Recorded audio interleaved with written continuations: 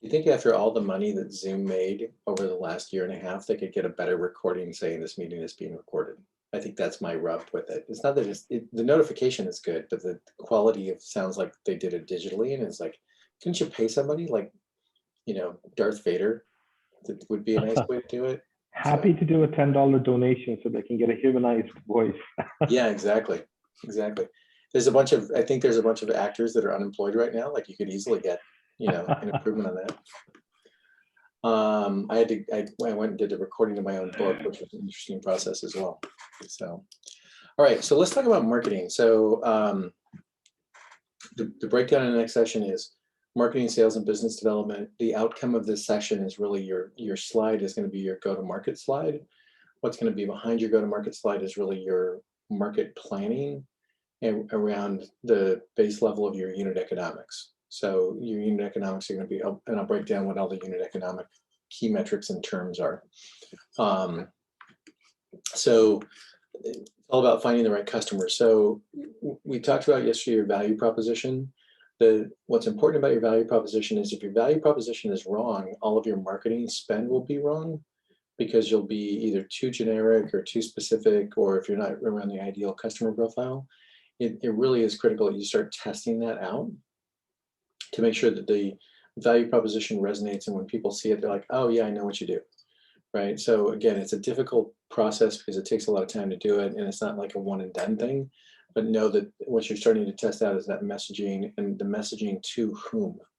So within your ideal customer profile, the messaging will resonate differently. Give you an example. When I ran Startup Weekend had 4 very distinct customers. So we had people who organized the events. They were a facilitator or organizing team in each of the cities. We did events in 1,265 cities. We did, 1,265 events in 650 cities in 120 countries. So the organizers were critical to the success of the programs because we gave them influence, but not money. So by helping them run events in their communities, we gave them influence. So that was our first customer. Our second customer was the facilitators, so the 500 people or 380 people we had trained to go and do the events worldwide.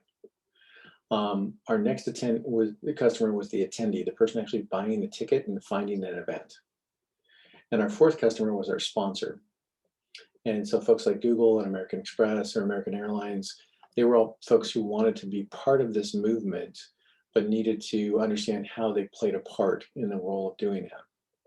So when I got there, the marketing messaging was all 4 of those customers, 1 page, 1 message, and it was just super muddy, right? So instead of being clear for whom the messaging was written, we wrote it for everybody, which means it was just crap. So at the early stages, you really have to nail down who your ideal customer profile is. So when they land on your page, or they land on a landing page, which is a specific landing page as a subsection of your marketing, the messaging works for them. It makes sense, right? Because if you try to write a message for 4 different constituencies, you're going to end up with a muddy message, right? So as you pivot your ICP and the ICP matures, you need to make sure that landing page is focused on the ICP messaging, and you update that overall target messaging as you go.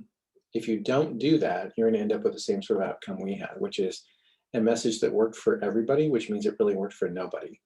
So know that that's part of what you're really trying to nail down here. So value proposition to a particular ideal customer profile, that ICP can grow over time.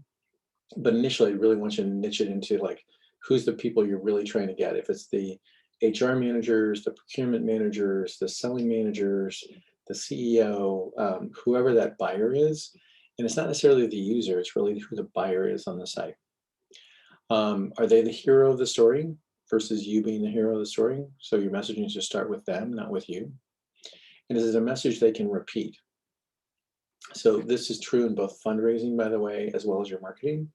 When you meet with your junior associate on the team, on a venture capital team, they have to be able to repeat your message. So I'll give you an expensive lesson learned. I met with Warburg Pincus a number of years ago in my first startup, a woman named Samantha Chen, who have contacted since via LinkedIn. So she was the youngest the only woman managing partner at Warburg Pincus, and Warburg's the largest private equity firm in the world, right? So I met with her at one point, pitched her on my company. We had grown from 0 to 32 million in sales in 4 years. So growth was not a problem. And she walked me to the elevator and said, "Hey, love your passion for the market. We like this market, but I can't repeat your message to my partners, so I won't." Which was, as I was going down the elevator, I'm like, so Seattle to New York is a 6-hour flight. I went there for one meeting plus hotel. So I'm going to save you $5,000. If your customer can't repeat your message, you have lost the battle, right? They have to be able to repeat your message. And that's true in fundraising, and it's true in marketing.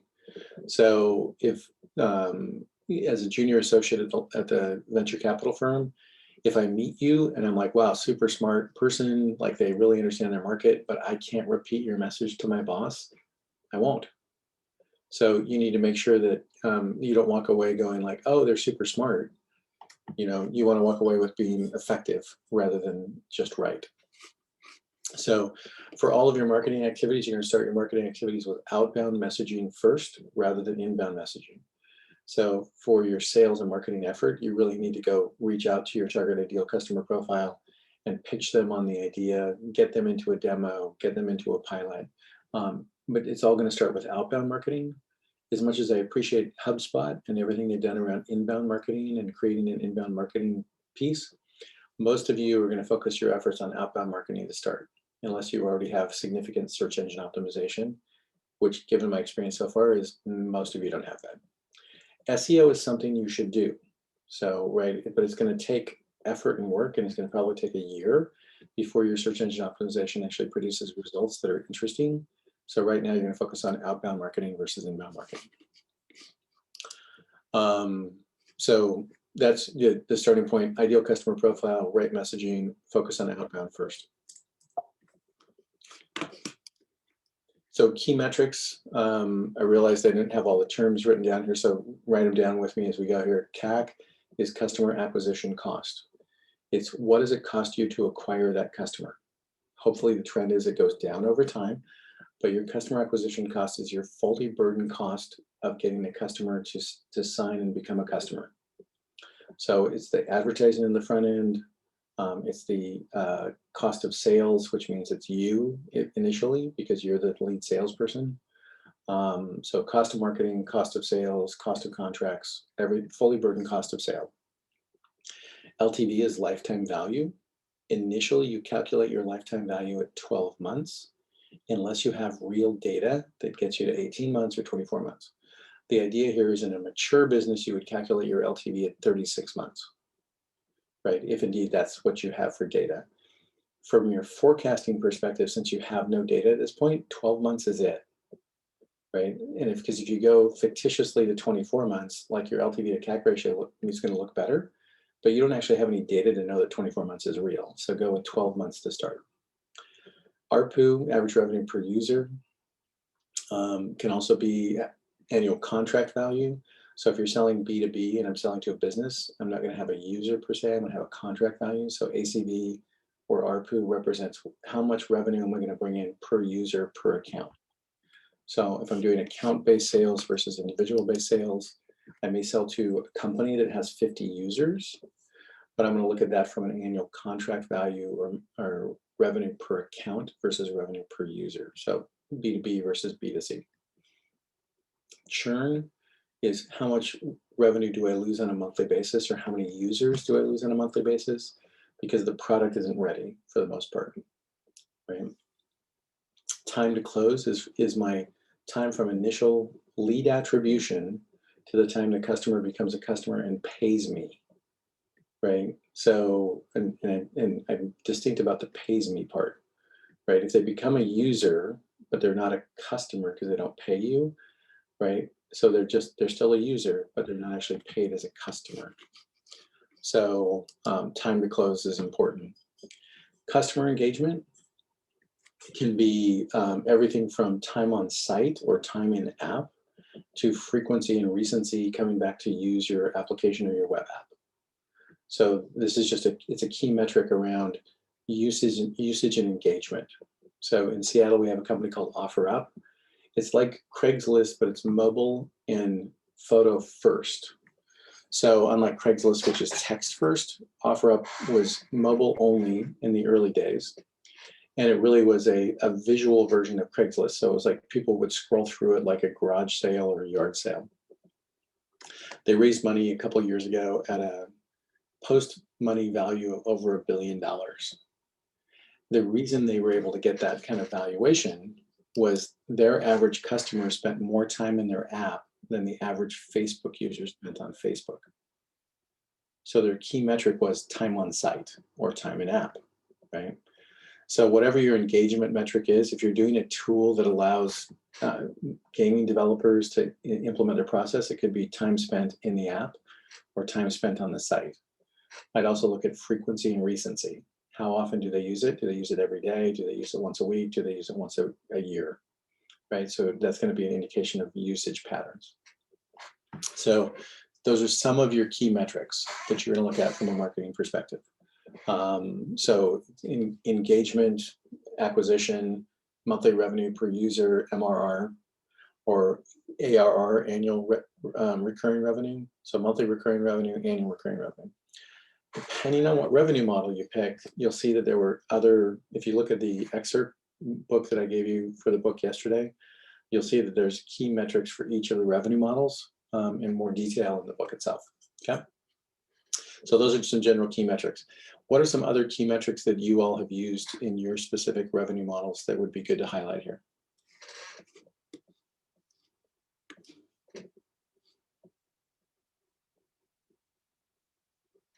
If you're talking and you're on mute and I can't hear you.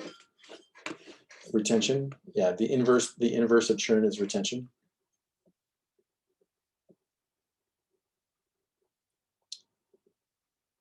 Any others you guys want to speak of? Revenue expansion and contraction. So yeah, I'd look at that as annual contract value increasing or decreasing. And typically we talk about that as net negative churn. So I have churn, which is customers leaving. But if my feature set is growing and my annual contract value is growing, I'm going to have that as net negative churn, which means my annual contract value is going from $1,000 to $2,000, whatever that math is. Okay. Mom, I love mom. So month-on-month growth. Monthly recurring revenue. Yep. So MRR.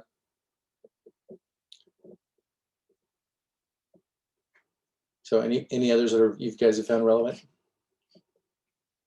Okay. So know that you're going to have some specific things to your business, but you're going to have some very generic ones. Typically what investors are looking for is the more you have unit economic data earlier, the more you're de-risking the investment. So if you have no marketing spend today, and the answer is we're getting all of our customers from word of mouth and from my network, the answer is that's great, but I want it to get past your network, and I want to get it past you as the only selling CEO into having a sales team can actually sell it, right? So know that that's the direction I'm pushing you towards. Dave, I have a question on the churn rate, if I may Yeah. ask. I mean, when you're a startup, churn rate and retention rate are very difficult to really, have a good feel for it, especially when you're launching your product for the first 12 months. It's really more of a guess. Now you might have some data in terms of, the research you've done, but to try to put it as a solid number for the first 12 months, I think it's a bit of a challenge. How would you deal with that? For sure.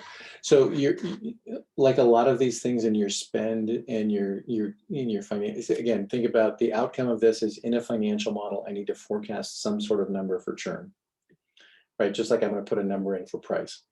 So I know I'm going to be wrong. The question is how many orders of magnitude wrong? So when like for this specific program, when you guys graduate from this program for demo day, you'll have a solid financial model with actual data inputs that includes pricing, CAC, LTV, and churn. But right now you're guessing, right? So the question is, am I going to be at 10% churn? Probably, maybe more, but I'm hoping to get to 2% churn in a year. So what I'm going to forecast that at is I look at my pricing number, and I'll walk you guys through this as a template, as an example of like, here's where those numbers go, here's how you track them. But you're totally right. In the early days, before you have any data, you're just guessing.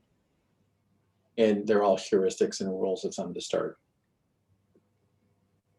But it's at least you can have, you can start to track forecast actual and know that you're actually tracking some of those things, because they're huge implications in mattering. So, all right, so let me walk back. Here's your basic marketing funnel. Again, you're not going to have any data today, or you maybe some of you do actually. Some of you have revenue and customer information. So your basic marketing funnel, I'm going to walk you through the components of it. Know that even at the simplest form, you could use this template over the next 4 months to start to track your marketing spend and your marketing activities, how many leads you create and how many customers you create. If you're B2C, it's going to simplify it. I'll speak to both as we go forward with it. But in a B2B model, you're going to have marketing qualified leads, sales qualified leads, and I'll walk you through the breakdown and then compare that to the B2C. So, so let me walk you through it. So, and you'll use this as a template, not for your go-to-market strategy. The slide that's going to come out of this exercise today is really just over the next, when I get into the program, here's where I'm going to hit the ground running for marketing and my marketing activities. How much money I'm going to spend, what am I going to spend it on, how many leads do I expect to get. So you're basically putting forward your hypothesis, so that if the team asks you about, hey, how are you going to go to market? You're like, again, I know you're going to be wrong, but at least I want you to have a plan. What I don't want you to say is like, oh, once we get the money, we'll figure it out, right? I want you to be like, hey, once we get the money, we're going to go start day one doing these things. That's what I'm really after for you. Again, you're in a competition. If the answer is, hey, we're going to figure it out and hire a marketing director, you won't get in. So know that that's the objective. Okay, so you can use this as a template place to start. So first off, what are your marketing channels and your marketing activities? You'll see across the top, what I have here is organic search, paid search, word of mouth, sales calls, PR, and the last one is miracles. So miracles is, I don't have a plan. We just built an awesome product and people will find it. Nah, not happening, right? So I'm going to pull you back to which are the things you can do. So here are just some examples, right? There's lots more things you can do. Trade shows are going to come back, right? Organic search, word of mouth. All of these things, what I'm after is to begin to have a focus on where am I going to spend my budget around what marketing activities to drive leads. So I'm going to track that as traffic at the top of the site. I'm going to use a tool like Google Analytics. I could use Google Tag Manager or Google Attribution Manager Beta to begin to track lead attribution of where were people before they came to my site, how long did they spend on my site, what did they visit on the site. So if you haven't set up Google Analytics yet, something to get set up, it's pretty easy to do. So you don't have to be a super uber marketing geek to actually do it. Tag Manager and Attribution, more of a marketing geek, just so you know. So what channels am I going to spend money on? If you're new to marketing, the quick lesson, for those of you who know marketing, you're like, Dave, this is super basic. I know, I'm just trying to baseline everybody with it to get to a plan. The idea here is if I'm going to spend $1,000 a month on marketing, where am I going to spend it? You're never going to go 100% in any one channel. You may go 80%, but you're always going to be testing 20%. So it could be that I need to acquire a list of my ideal customer profile and target customer lists. Could be I'm going to do LinkedIn ads. Could be I'm going to do sales calls. So I may do some PR, but keep in mind PR is only going to drive lumpy marketing activities. So maybe once a quarter, you'll get an article written, right, in a publication that matters. So PR is not something you're going to spend money on routinely. It's only good for the PR agencies. It's seldom good for you as a startup. So just know that there's activities here that work well, and there's activities here that don't work well. So sales calls, you could be doing affiliate marketing. There's ClickBank is one of the largest affiliate marketers in the world. And you could be doing social media and ad spend. Again, B2B versus B2C. On the B2C side, it could be Instagram ads, Facebook ads, any social media ads, right?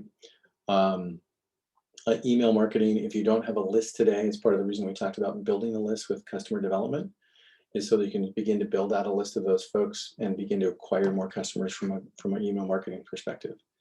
There's no right answer here as far as the best channel. It's more a question of we have a hypothesis, we're going to go test it, and we're going to start to spend some money and test our value propositions and see if we can drive traffic to the site, create leads, and then with those leads probably create demos if you're B2B. So wide range of activities. Marketing is a wildly creative task. Sales isn't so creative, but marketing is a wildly creative task, and there's no one single silver bullet for growth hacking to make this work for you, right? It's just a bunch of testing. So, and you'll get good at it. Questions about channels or channels that you guys have found to be effective today for your particular companies?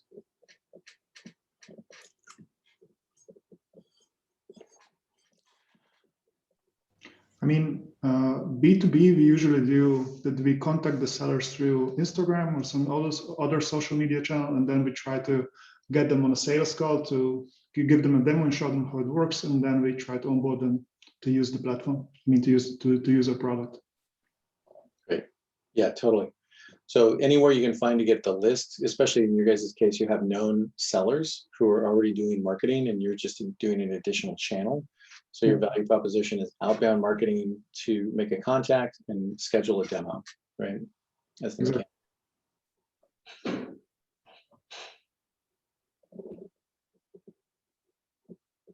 Other ones that you found to be notable?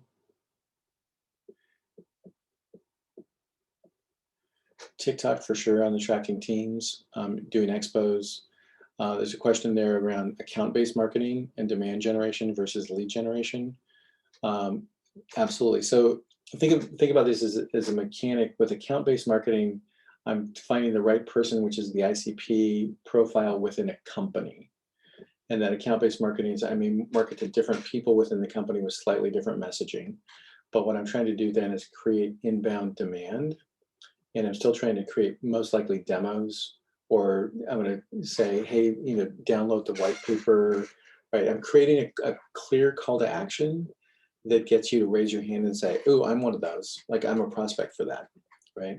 But keep in mind, you always want to have a call to action on every page of your site. Like, there should be the About Us page, maybe, no, I would default with a call to action everywhere, right?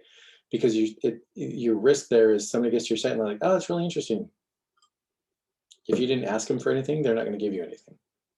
So it could be that I'm asking for form data, which is just an email. Could be an email, a name, could be a phone number, could be email, name, phone number, and company size or information.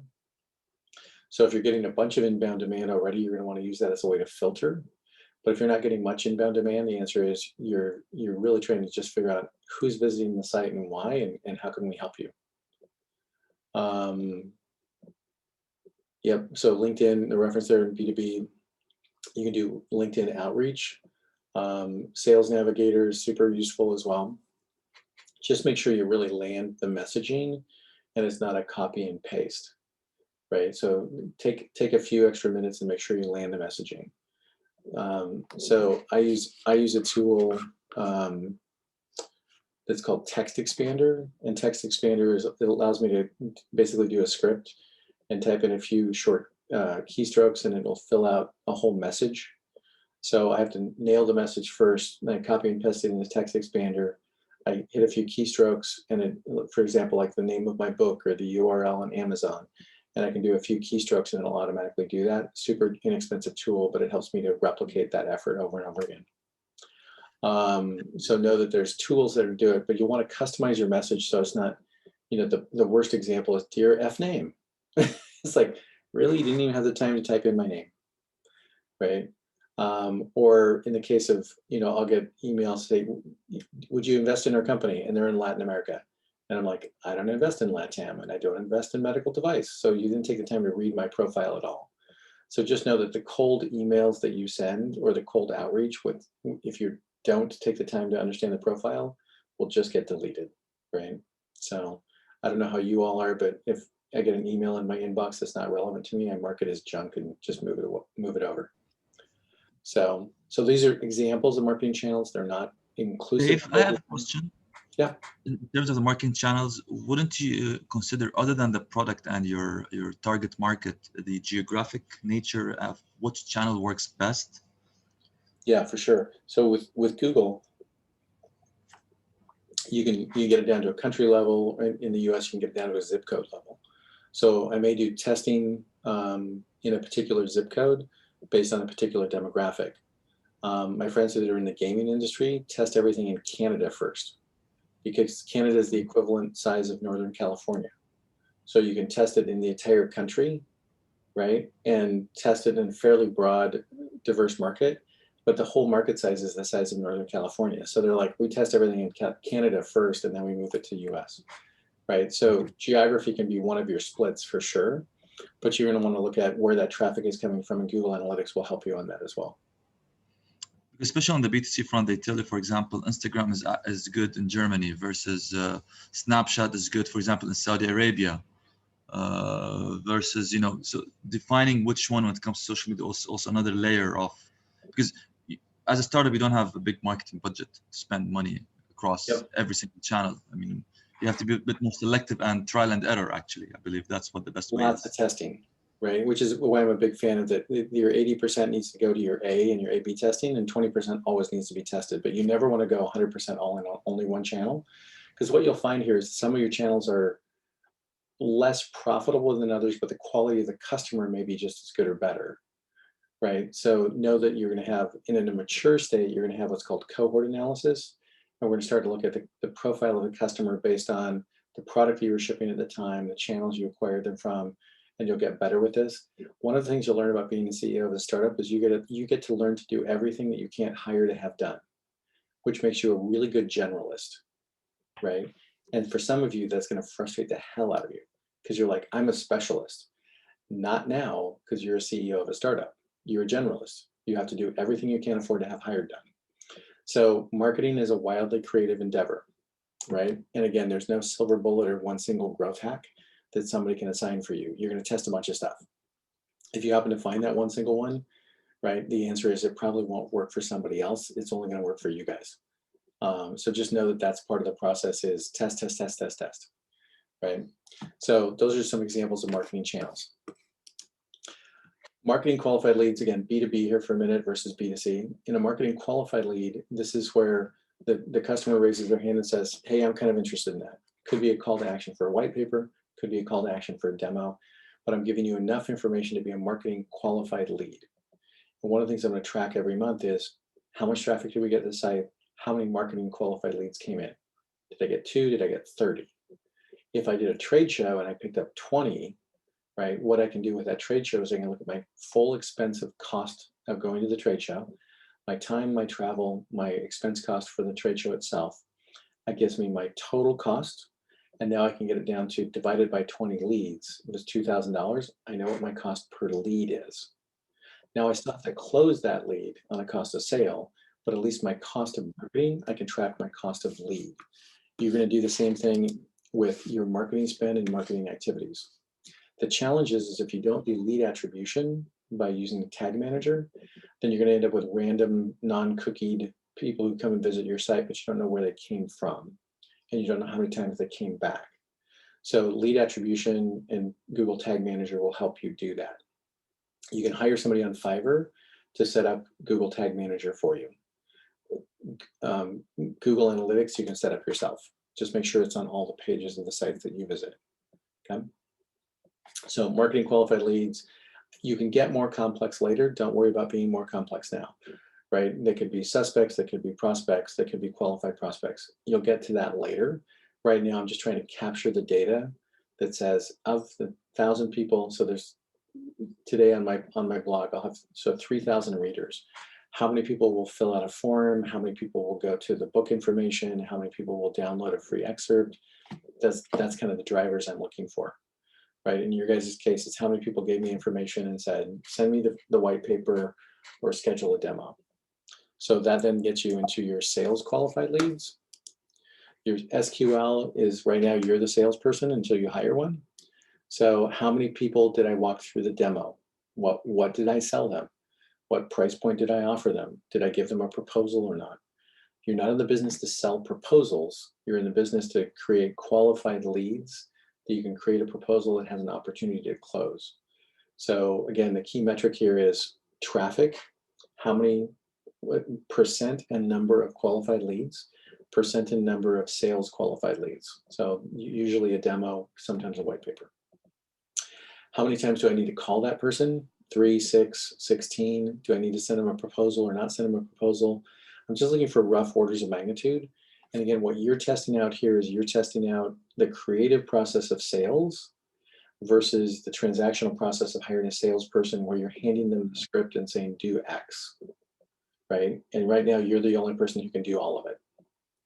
So what are the steps to close? Do they need to have budget? Right, all of those things. So that's your sales qualified lead.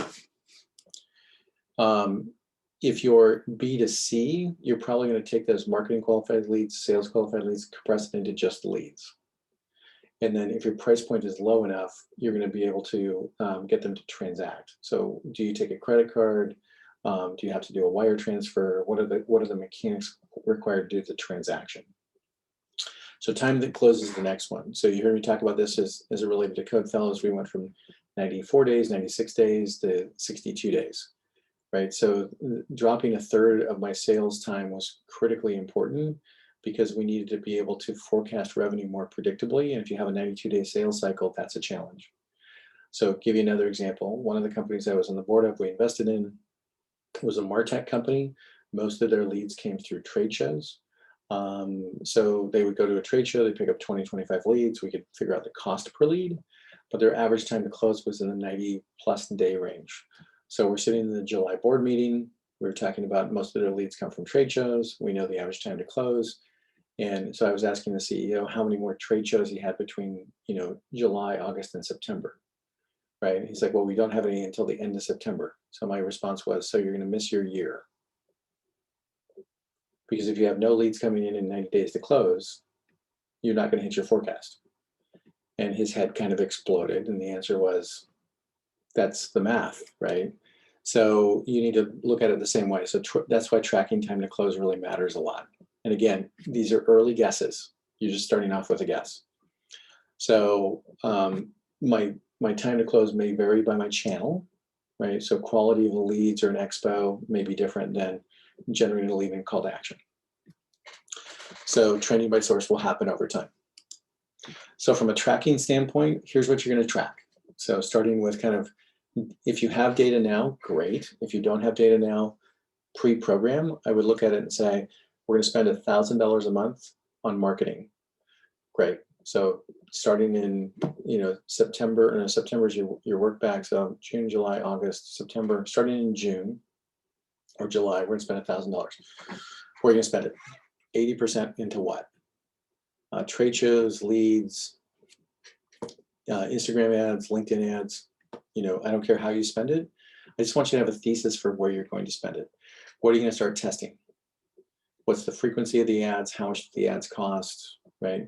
Again, the more you know about the detail here in actual conversion metrics, the better you are competitively compared to your peer set that's trying to get into the program. So take comfort in the fact that you're wrong, right? Because then you won't have to be a perfectionist. This is just a question of like, we're going to go do LinkedIn ads targeting and really understanding our ICP the first month. Great. How many leads do you expect you'll get from those $1,000 in spend? Again, going to be wrong, make it a guess. Of the leads that come in from marketing qualified leads, how many do you think you'll get to do a demo for? 10%, 3%, 30%. So give me a guess, right? And then every month you do this, you're going to get better at it. So when you get to demo day in September, you're going to be able to stand on stage and say, our cost of customer acquisition is $114. Our lifetime value is $1,050, right? And you'll have an LTV to CAC ratio. Now, I'm going to want to see the trend then, but if I think about investing with a group of 10 companies, and I've got one company that's on the brink of understanding their unit economics and another company that hasn't started yet, I'm going to lean to the company who has basic unit economics understood as a place to start. Okay. So start tracking it even in the most basic form. If you hired a VP of marketing, they would set up the tracking mechanic in a Google sheet, and you start to be able to do that. You can use HubSpot to track some of those lead attribution characteristics if you want to. Don't make this more complex than it needs to be, right? You can spend hours setting up Salesforce.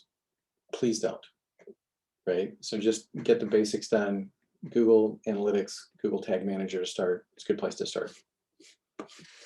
Okay, so that's your basic tracking. So think of this as you go into it.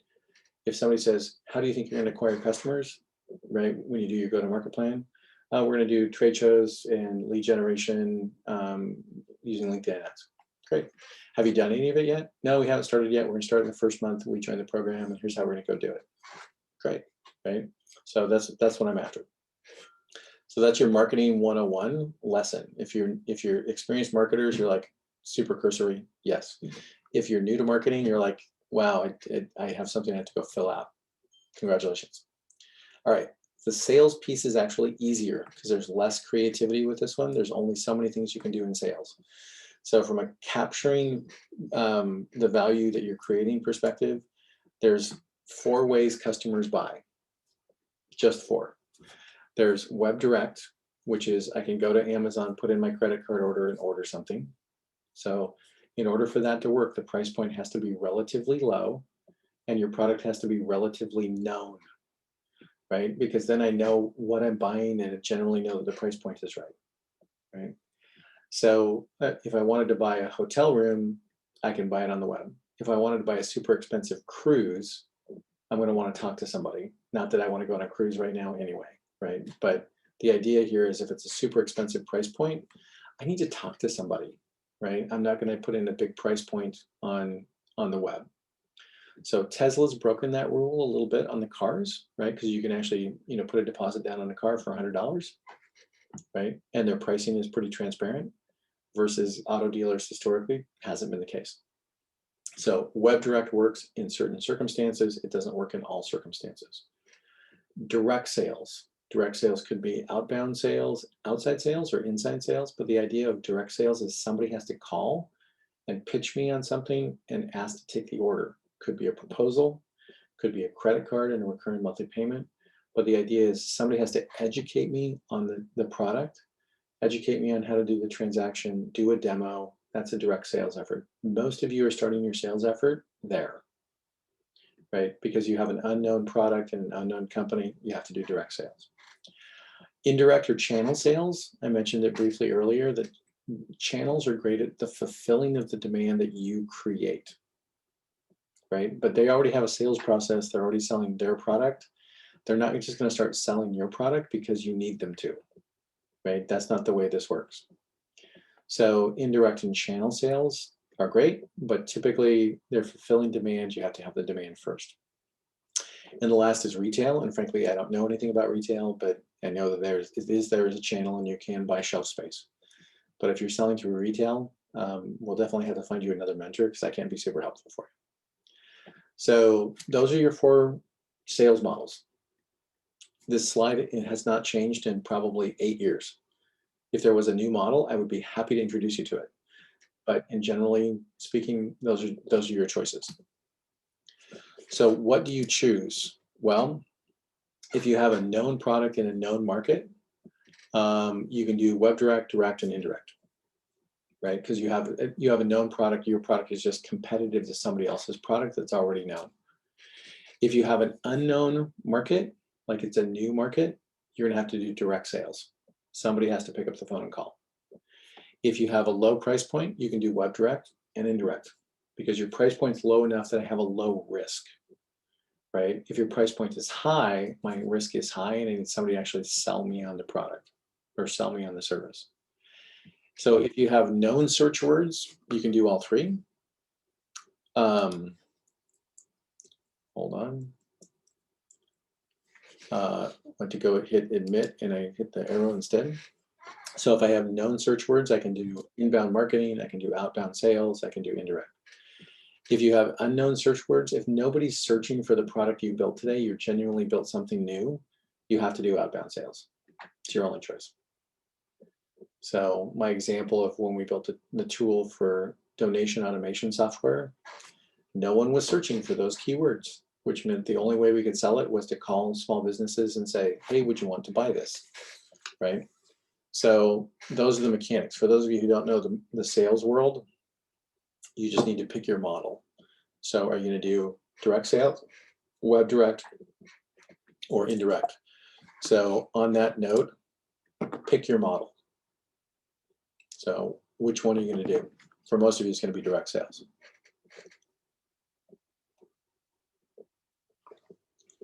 Okay. So the good thing about your pitch now, as you go into your pitch, you're going to do your go-to-market slide. You're going to be like, we're spending money doing this type of marketing. This is where we're going to get our leads. We have a direct sales channel that I'm currently doing today, but I'm going to hire a sales force, right? So you're starting to just tell that story narrative as if it's a more mature business, rather than like, we don't know exactly how we're going to sell it. We're just hoping it's awesome, right? So I want to take you out of the miracles department completely. So tactics, how are we going to sell it? Is it outbound sales calls? Is it we're going to hire a third-party firm to do qualifying and business development and leads? And then what sales tools are you use to track it? Initially, a Google Sheet is fine, right? So can you do HubSpot or Salesforce? You can. Pipedrive, great. But again, don't overcomplicate this by engineering a solution that you can fulfill with a Google Sheet right now, right? Start there. So I can put up a Google form on my site super fast, right? Capture email information and name, maybe phone number. The more information you ask for on that call to action, the smaller percentage of people who are going to fill it out. That Google form is going to propagate into a Google Sheet. I can send an email that says, hey, thanks for your query. We'd be happy to schedule a demo with you. I can do a drip campaign, right, that sends 4 emails as a follow-up that's set to be automated. So the form comes in, I send the first email to Khaled and say, thanks for filling out this information. We're scheduling demos right now a week out. Here's a link to my calendar.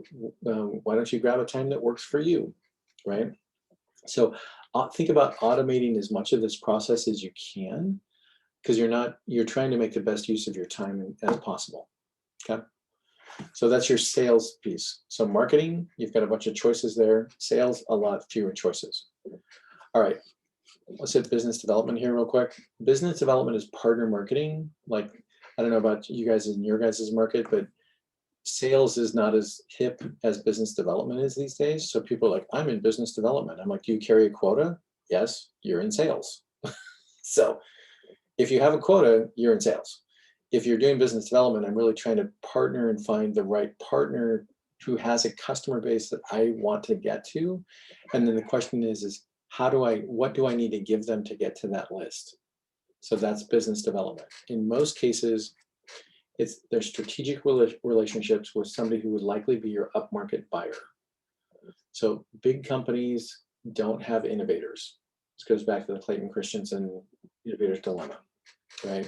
So big companies, the innovators have left. However, they have revenue and customers. So the question is what part of your revenue would you have to give up in order to get access to that customer list? And some of the answers is you can't give up any of it because they don't want you to sell to them, right? But in some cases, the answer is we could do partner marketing or strategic fit.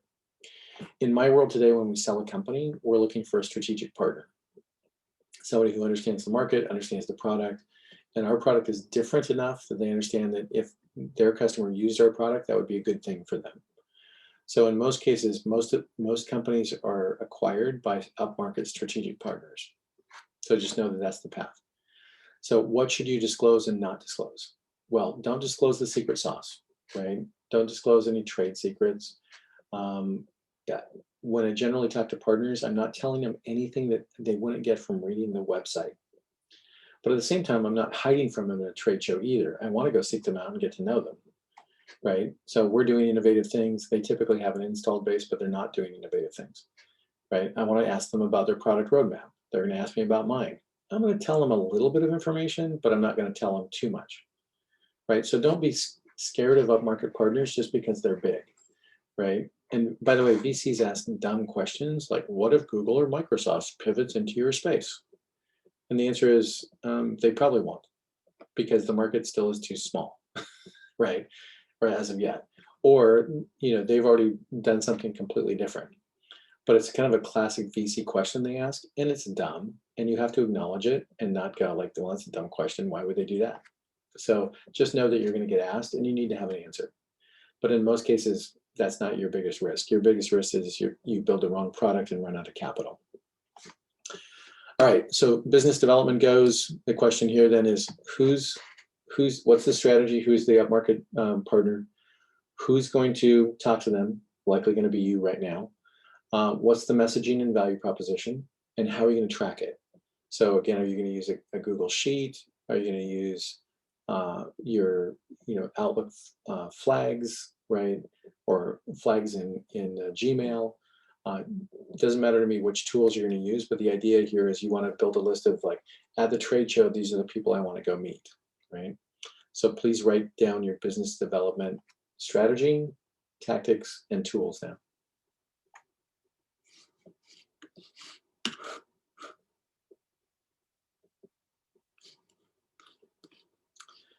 Cool, so you've nailed marketing, you've got sales figured out, you got your business development plan.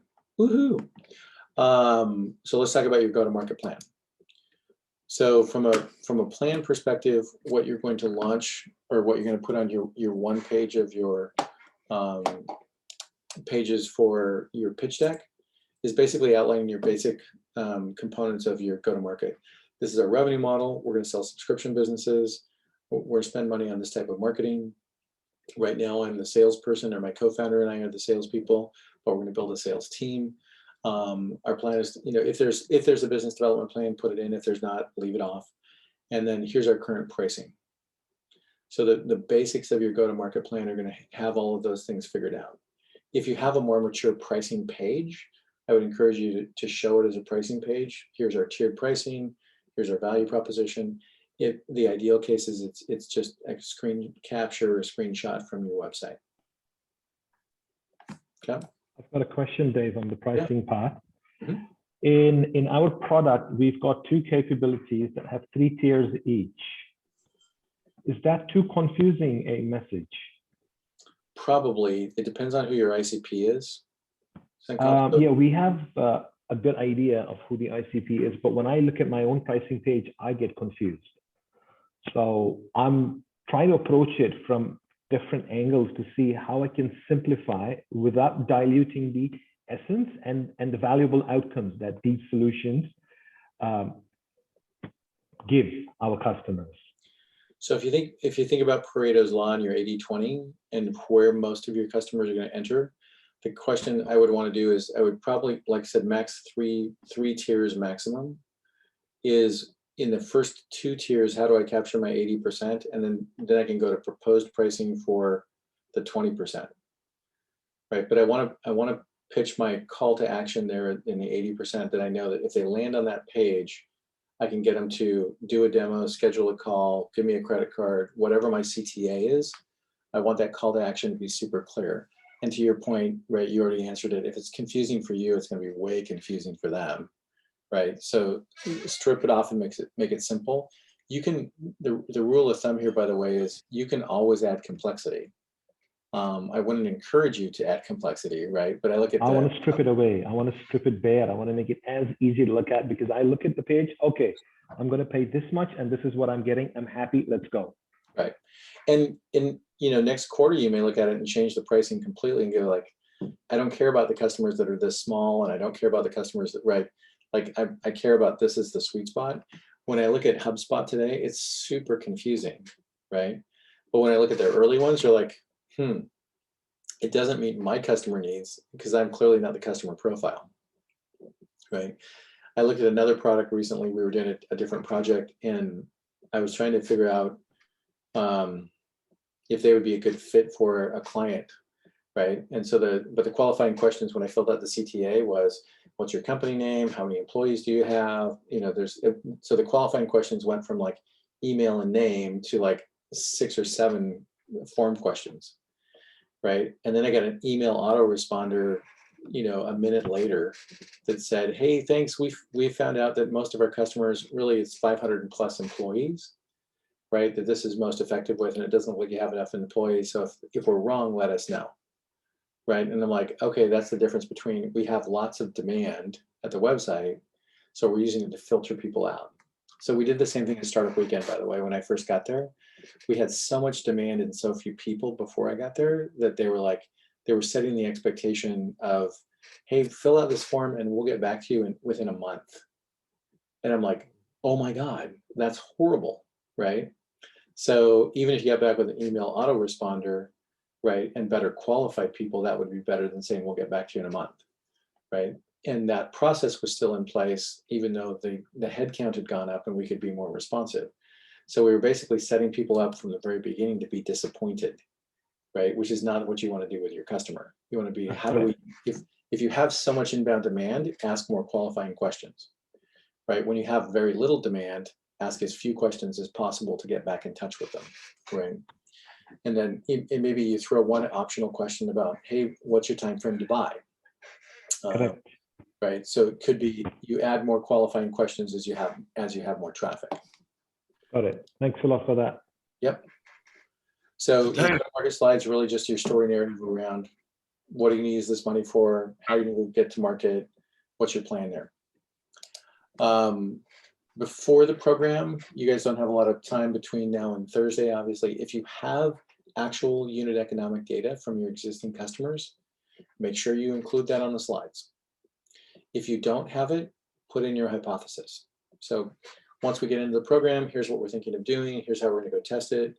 And that may be part of your ask at the end. We really need help with putting our marketing structure in place. Right? If your entire team is technical and this marketing stuff is a dark art, know that that's going to be one of the critical hires you get as a contract resource. Dave, can you say that again, please? Mm-hmm. I'm taking feedback from customers. What's that about? Yeah. So if your entire team is technical and you don't have any marketing people on the team or people who've done marketing. Oh, right. Okay. Right. And gotcha. to me, that always sounds like then marketing is this dark art, right? I don't know how it's done, right?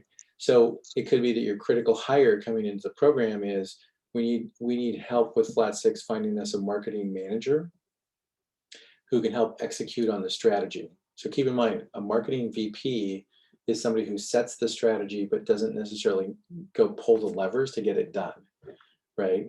A marketing manager is somebody who's going to go do the work, but may not have the right strategy.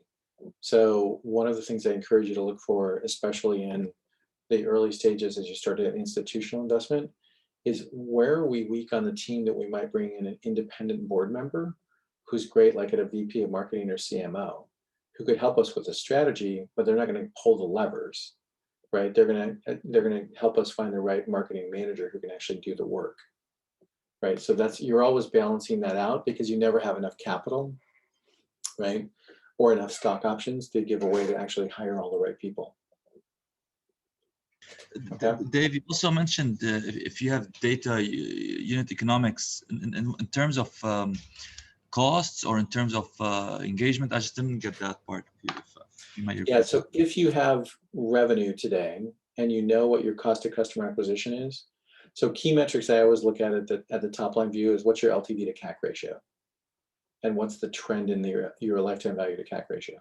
So at Code Fellows, my lifetime value was $16,500, $16,800. My cost of customer acquisition was $1,550.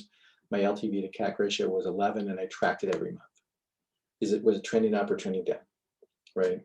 So if you're B2B, you want the LTV to CAC ratio to be 5 or better or trending that direction. If you're B2C, you want it to be 10 or better because usually your average transaction value is lower, right? So again, it's just a heuristic, but if you don't know the data, that's fine, but know that in the 30, 60, 90-day planning of getting into the program, like before you get to demo day, you need to have a hypothesis on the data. So in terms of, in our case, we're pivoting from a B2B to B2C. Mm-hmm.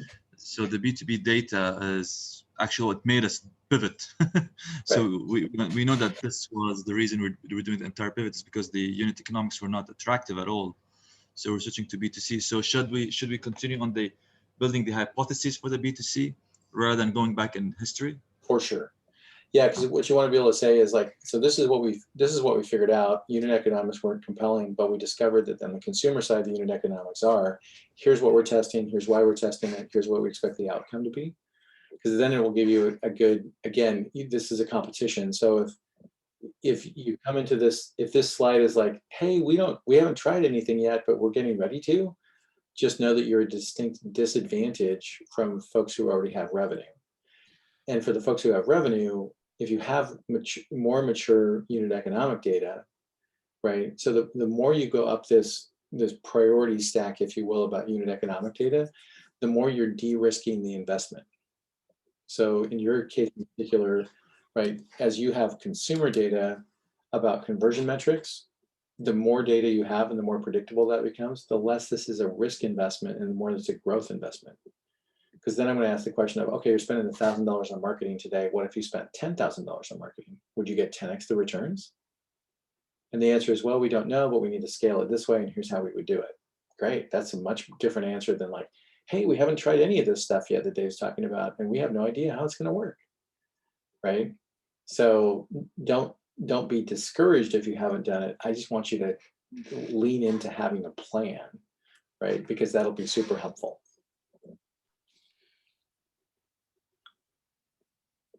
Okay.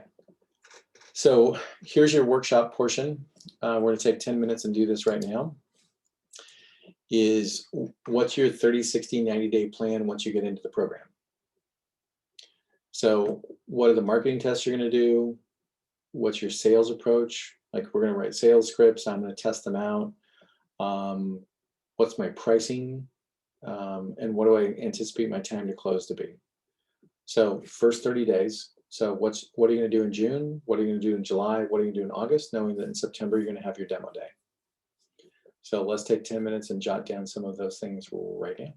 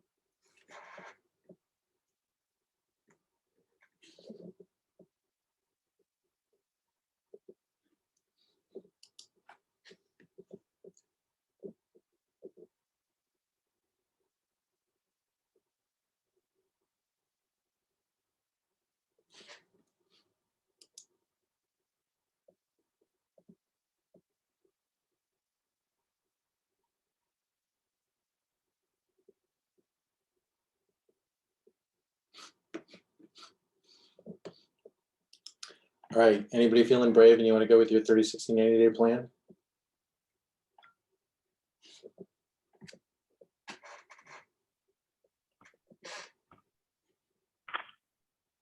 Hey, Dave, I think I'm happy to go first.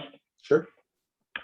So 30, 60, 90, I will start with on the marketing test, the channel spend will be focusing on LinkedIn paid plus organic and Google paid. I'll also look at competitor hijacking. For example, when I put the name of one of my competitors in Google as a search, it should feature me or my company above them based on what the inbound search terms, etc. are.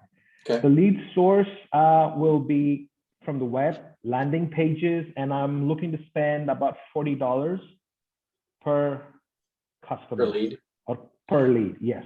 Okay. The calculations I've done to arrive at this is, I charge $40 a month per subscriber, so that's about $500 rough in a year. So 10% of that I'm happy to pay as my CAC. Great.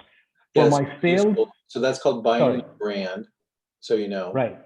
So, Okay. Can you say again, please? What's that called? So yeah, it's called buying their brand. So if I have my keywords and I have my known competitors, so I'm going to buy their brand versus. So I'm going to buy their keywords, their branding. So I'm going to do the exercise I talked about yesterday. Find their keywords on Google Ad Manager, and I'm going to buy their brand. Plus, I'm going to look at what my cost is to compete on their keywords. On search engine optimization, I'll give you a growth hack on SEO. SEO is all about content management. So if you think about content on page, so like I did a post recently around startup board compensation. So I think if I pulled it up today, just out of curiosity, on a Google search, I think I came in just right behind a TechCrunch article.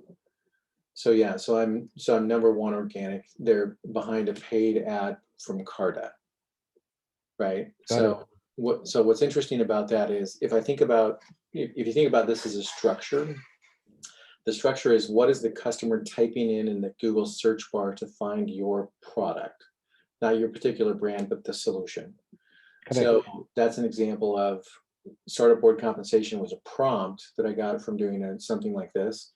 And like, I just need to write about this and help people find some transparency in it. So that's the number one driver of traffic on my site today.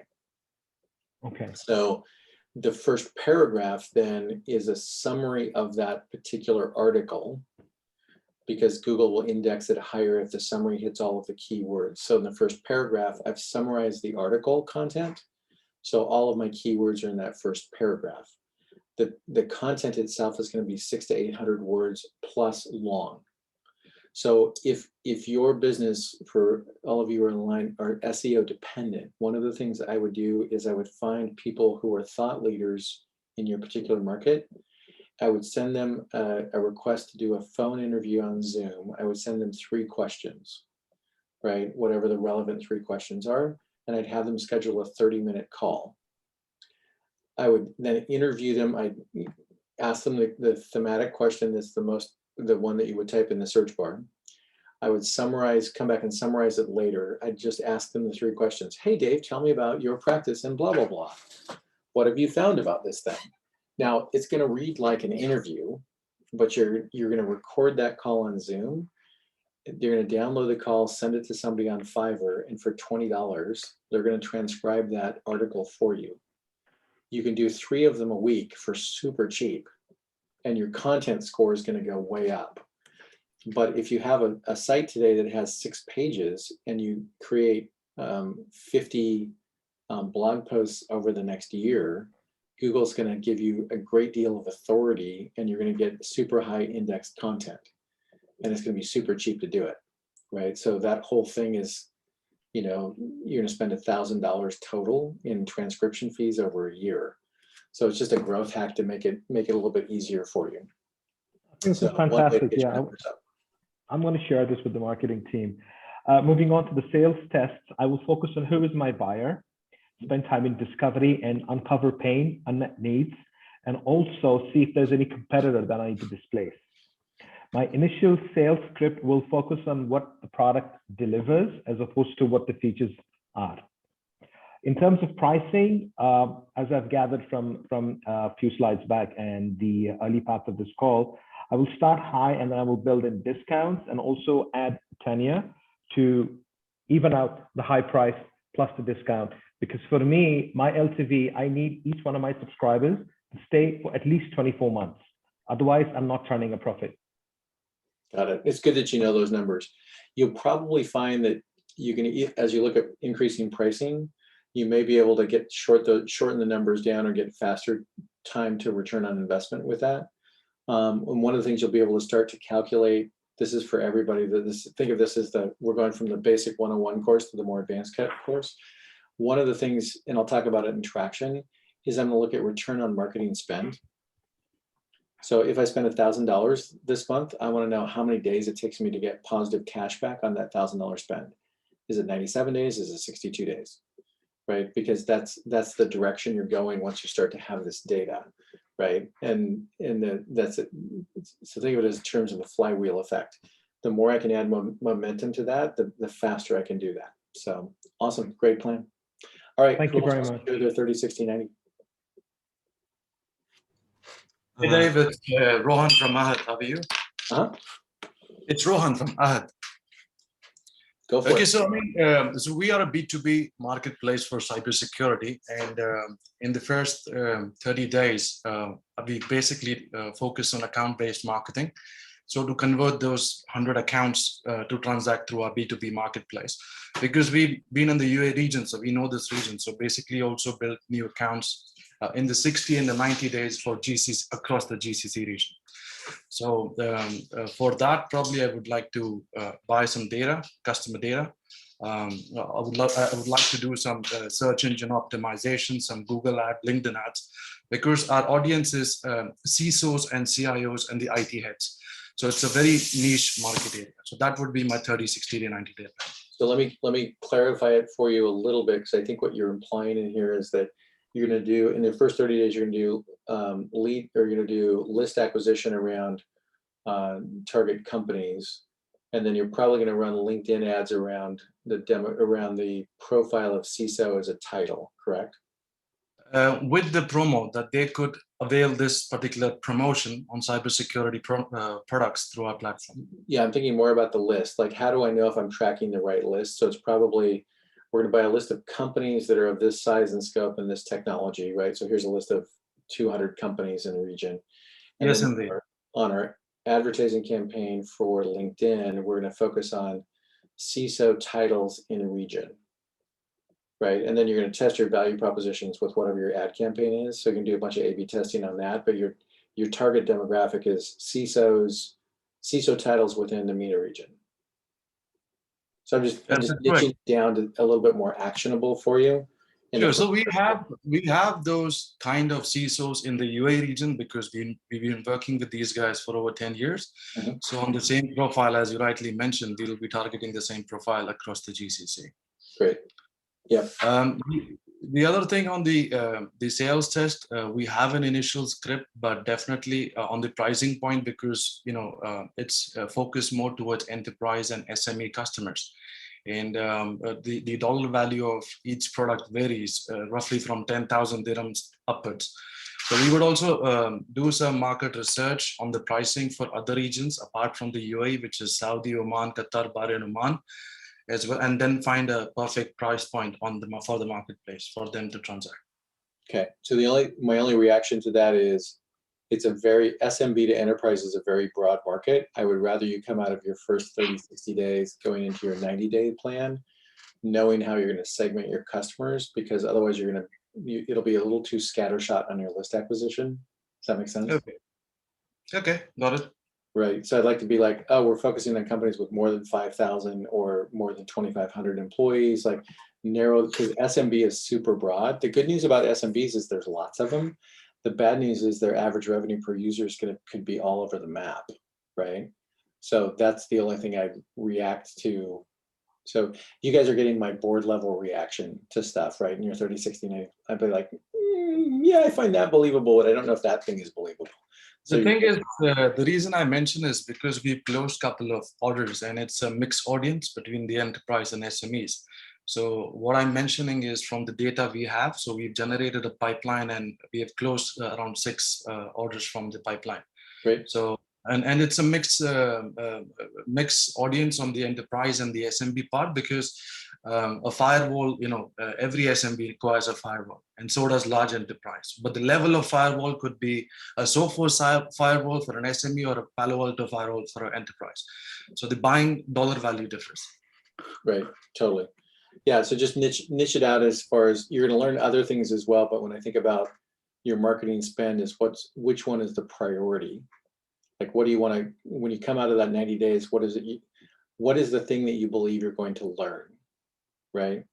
So where new marketers get it wrong, and this is generic for everybody, where new marketers get it wrong is, hey, we're going to go test and see what we find out. And the answer is no. I want you to test a specific hypothesis, right? We're going to test how fast the closing ratio is for SMBs. Great.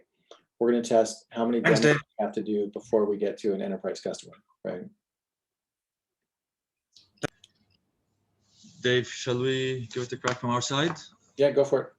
So we're sitting here now next to each other, trying to maintain some social distancing, but we're trying not to because we're in the office together. So if you're from Ma'rifa Digital, both vaccinated, but just something that we actually were going back and forth with, and you mentioned, I mean, as a marketplace, as we said, we have one element which are the content providers or content developers, and then we have the learners.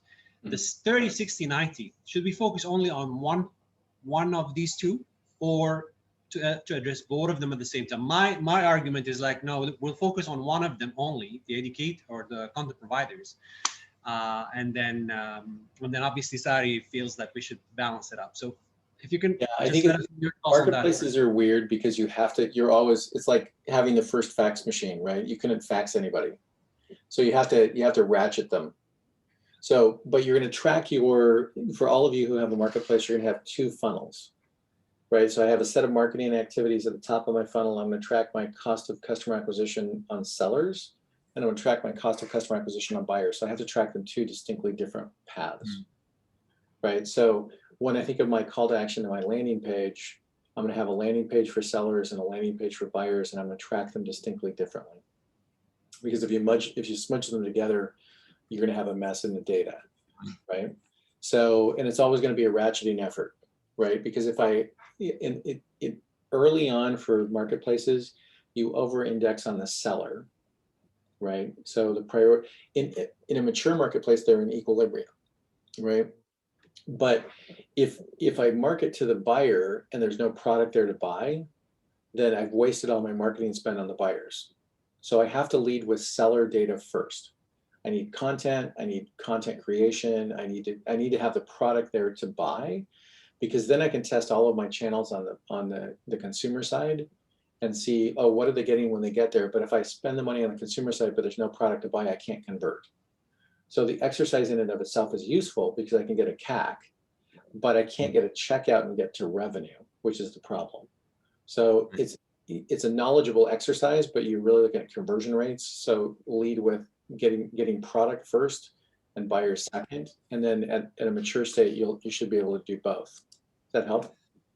Yeah, definitely. On that note, our 30, 60, 90 plan is the first 30 days is really because we're talking about the educators, the content providers part. We want to focus on assessing the geographic mix from a regional point of view. We're looking at the global, but our launch is MENA. So we want to see which geographic market we will be able to capture B2C educators by building a database as well of potential buyers or subscribers to our platform. Yep. So that's the first thing. In terms of the sales, we also want to build the narrative for the universities to become content contributors. So you want to actually build that document first, see how it works, and then for that in July to be used. And in terms of the pricing, I think we've done it in the past, but we will revise it again, is doing focus groups to test the pricing from an educator's point of view. Having small focus groups within these geographic pockets that we think there is highest demand to test the pricing element, which as I said earlier, we've done it, but we want to reiterate it again to confirm if anything has changed since we've done it last time. Great. The 60 days is really building on that and actually focusing more on testing actually, we know which marketing channels work in this region in terms of digital social media marketing, YouTube, but we want to also ensure that start capturing potential educators and people who are interested, building our database, continuing building our database for potential people to subscribe to our platform, but also reach out to universities and engage with them by July. Start the discussions with them to become the first content providers by providing special strategic partnerships with them, instead of them being buyers, but more strategic partnership. And also in terms of the pricing, is taking it to broader groups to start really narrowing it down to, because it's really a subscription based, what would they pay for that set of features, and also testing a bit of the product features with them and gauging that price appetite. August is really going on and really start promoting the platform and getting early on subscribers. As you said earlier, is giving those special discounts and getting people to be the first to adopt and onboard. When we launch, they are the first to be available in the market. But at the same time in August, that's where our discussion was, is start testing, or not testing, actually start promoting to the learners that this is up and coming, this is there, also start to capture some of that data early on. Great. Yeah, good, solid. Again, this will mature as you guys start revving on it. So having 10 or 15 minutes to do it is obviously a good start. The most competitive on this slide for everybody going into the pitches on Thursday is just like, hey, here's our milestones, here's how we're gonna go do it, right? And again, we know you're gonna be wrong, but at least you have a plan and you're hitting the ground running, okay? One last comment with, sorry, if I just made one last comment. The fact that this is going into June, July, August, there's that seasonality of the summer, people starting to travel. Will that have an impact on how you want to address it as well?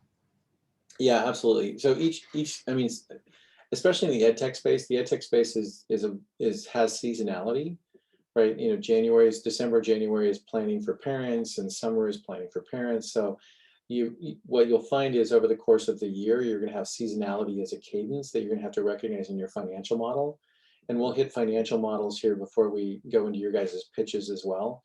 But just know that as you get that data, it's going to be a hypothesis first, right? But as you have the actual data, you're going to look at it and say like, hey, our June, July, and August is always going to be slow. So what we're going to do is we're going to do more testing, or we're going to do more of this, so that as we get into predictability of revenue, what we want to do is to know what the seasonality is.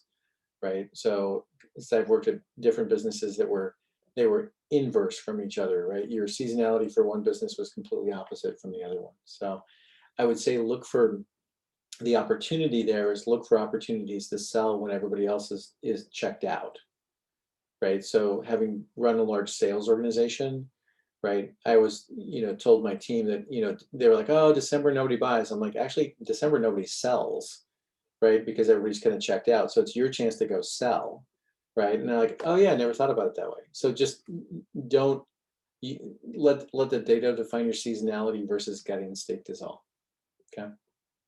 All right, a couple more before we go. Pavel, do you want to go next? Can I go? Yeah. If you guys want to go, you can go first, Pablo. Yeah, I was going to. Okay, sorry. Okay, so in the first month in June, marketing will not work for us definitely. I was planning to reach with a warm introduction at least 100 of developers using my own connection or connections of my other connections. Set up at least 50 calls with them on Zoom or Skype or by phone, and at least hopefully to close sign up 10 companies to use our solution. If everything goes great and we reach those numbers the next month, day 60, we will be hiring one more employee to help me with sales. So we will be able to double this result the next month. Same comes with the third month, and according to the plan, we should become profitable by the demo day, which would increase our chances for fundraising. If we talk about pricing, thank you. Let me pause on that point. For everybody's benefit, not just for yours. Mm-hmm. If you guys experience the kind of growth that you hope to experience, your path to profitability will always be pushed out. If you can go from where you are to profitability in 90 days, you Mm-hmm. probably don't have the scale business that is going to be fundable by a VC. So keep in mind, I'll go back to my reference to Auth0 yesterday. So Auth0 has never created a profit because everything they did doubled down on growth. So if you're right, and it's a big market, then the capital that you raise that will be dilutive to the company is to grow the company faster, right? So when I hear somebody saying, hey, we can be profitable in 90 days, I'm like, oh, you probably don't know actually. The good news is you probably won't be profitable because you're going to double down on growth.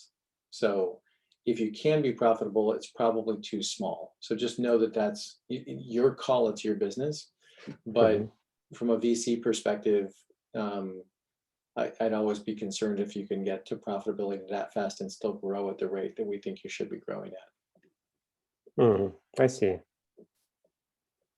So basically, if we sign up so many customers, it would make sense for us to increase the sales team and engineering team to grow faster. So our expenses would grow dramatically. Right. So and that's the business decision you guys as founders have to make. Like if I truly can do that and your conversion rate on your own personal sales is so high, then you could bootstrap the business and not take outside money and own 100% of the company. Right. And that's a solid business decision you have to make.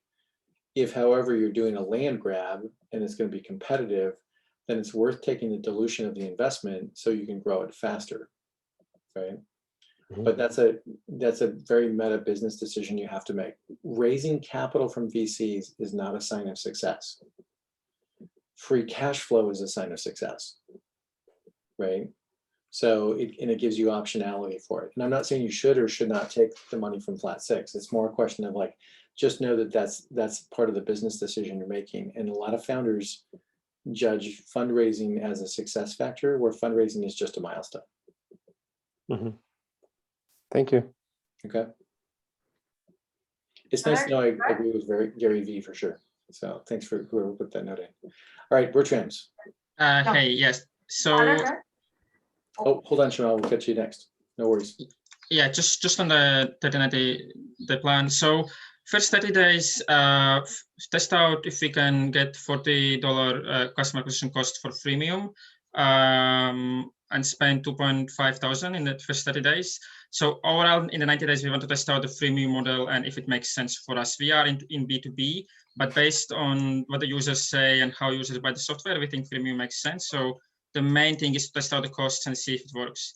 Also, so back to the tests, also in the first 30 days, maybe like a bit of an odd test, but I want to see if I can find like a content marketer, someone who can write really good content and research good content pieces at like 25,000 a year in like maybe India or something. So that's maybe a test. And I think if we are able to do that, then it just enables us to push out loads of contents all the time. Also, can we retarget and target scraped emails at 10 cents per click? A test on that. Few sales tests. So we have 175 people Slack community with our target market that we launched. We mostly used LinkedIn and these kind of places to grow it. So we want to see if we can get 100 people from there onto the freemium product. Also, in the first 30 days, we have 2,000 people on LinkedIn as first connections that are our target market, so engineering managers. 2,000 of them, we want to see if we can get 100 on them onto the freemium product. So then, let me ask a question here, because you're B2B. Do you have enough features on your minimum viable product to de-feature it and give it away as a freemium? I think that we have to, because our main competitor is Google Docs, which is free. So we think that we can make something very decent. And yeah, that's also why we actually need to raise some money so we can build it out. Yeah. So I would suggest one of the trials you want to do then is test freemium and time-based trials as two of your options. Yeah, so we were thinking about it, and it kind of doesn't fit logically because we do mostly one-on-one meeting management, and some people do them weekly, some people do them monthly, some people do them twice a month. So it's very hard to put like a specific time, and then also they would have to approve in their compliance departments our tool integrating with their Slack and all of that. So it seems like it makes more sense to have like a freemium product where you have the features where you don't have to go to compliance department, but you can still get more value than Google Docs and kind of tease you with what's possible in a paid product. But I'm not sure if it's going to work, and that's our main kind of thing we want to test out. I've just found that freemium seldom works in B2B, but you could be the exception. There is cases for it, right? So Slack is a great case of freemium B2B, but you have to have enough robust feature sets to de-feature it to make it other than time-based trial. So something to think about. Okay. Mm-hmm. Yeah, and then on the 60 days, so see if we can get the retention on the freemium at 25% or above. Also build out loads of like reminders and notifications on the freemium product to have more engagement and people using it more. Also spend 1,000 on Google pay-per-click ads just to see how that works, and also scale the LinkedIn if it works at $40 per freemium. On the 90 days, test out how many freemium users request a premium demo. So the goal would be 10% within 3 months, and I have no idea on this number. I'm just kind of making it up, like no idea what's the standard on this, but I think if we can get that, that would be very nice. Then conclude if the freemium will work basically in the 90 days. Also test out a few tests on the pricing if we get those demos. So like we want to charge initially for the basic product, for the paid basic product, $9 per user per day per month. But then because companies sometimes have like competition from internal tools or other tools, we want to give $3 per user for non-developers with like a very basic product, and then for developers you pay $9 per user. So kind of see if that makes sense and see if companies sign up to that. And also somehow measure the impact of word of mouth, because we are so laser focused on our target market, which is engineering managers. We want to see if that's going to have the impact of people spreading the word of the product, and if we are getting any traction from that. Okay, so when you summarize this for your go-to-market strategy, be a much more high level so you can get through it a lot faster. Mm-hmm. And think about what the high level bullet points are for everybody. So I'm giving you 2 exercises today. One is, I want you to have a plan in your head so if somebody asks questions, you can answer to it. At the same time, I want you to be able to summarize it at a high level and say, here's some major milestones we're going to hit in our sales and marketing activities in the first quarter coming into the program. Okay, that'll be helpful. Shamal? Yeah. Thank you, Dev. So here at Senstra, subscription model includes some software and hardware components. So our marketing test will be definitely on the LinkedIn. So we will try out of the LinkedIn to make the more connection and to engage them on itself on LinkedIn page as well as our website. So we will get the good traffic, relevant traffic towards our website. And definitely, and after some time, definitely we will focus on the advertisement on LinkedIn as well as the Google AdWords. And for that, we will around spend approximately $5,000. And self test, definitely we will offer the free trial and including the 10 to 15% discount on the closing. And the pricing structure, definitely it will be higher than the 10 to 15% than the actual one. It will be for the first 30 days. And after 31 to 60 days, we will focus on the email marketing and the account-based marketing, as we will have the good enough data from the LinkedIn in the previous 30 days. And our marketing price, marketing spend, test spend will be definitely around $5,500 to $6,000. And our advertisement will include the Twitter, LinkedIn, and Google AdWords. And here we will offer some hardware offers. We will provide the offers on our hardware devices, not on the software devices, if they subscribe the annually, because our 31 to 60 days plan, our focus will be on giving the discounts on the hardware components, not the software components. And definitely our next target would be the retention of the customer, so they will subscribe our annual package. So, and the 61 to 90 days, our marketing test will be the account-based marketing and account-based experience marketing. And here we will spend a little bit higher. It's around the $7,500 to $8,000. And our sales test will be definitely, it will be the super saving on the annual subscriptions. That is those customers who will buy our annual subscription, including the hardware and the software, then we will offer them the 15 to 20% discount. So within this, Hey, Shamal, I'm going to stop you there for a second. Your microphone's really rough. And then you get a lot of moving around with it. Yeah. So shall I repeat? So much better. Oh my gosh. Okay. Shall I repeat it again? Don't start from the stop. I've got it. So same comment that I gave the last person too. Pull up a level on a summary. It's good that you have the detail, because that's the objective of this exercise. But pull up a level on the summary, and what are the major points you want to do at 30, 60, and 90, so that if you're asked in your go-to-market plan what you're gonna evaluate, you have that off the top of your head. You're down in the weeds like everybody, and that's a good thing, because it's easy to summarize. But just know that when you for everybody, you have 4 minutes in your pitch. So your go-to-market slides are really like, what do you hope to test in your first 90 days with Flat6? We're gonna do this for marketing, we're gonna do this for sales, this is the outcome we expect to get, right? So be super crisp on it. So pull up a level. Without the detail, you can't do it. That's why I had you do the exercise. But pull up a level in your summary, okay? Okay. All right. And then hold the microphone there next time when you talk, because otherwise it's yeah, sure. You had a ghost in the machine with somebody else's comment. So yeah, sure. Thank you. You bet, Marco. Yeah, hey. So in the first 30 days, we'll do some tests with in-house content. We'll try to partner up with a TikTok agency and an Instagram agency that we already work with. This is going to cost us roughly around 3,000 euros. In July, we'll start creating the FOMO effect by offering limiting time slots. So we'll have like a Mondays, Tuesdays, Wednesdays, Thursdays, and we'll say there's only 10 slots for each seller in each category. So they'll start fighting a little bit over each other. So we'll see if that works. And we'll start our talks with bigger content agencies that we already have some content with.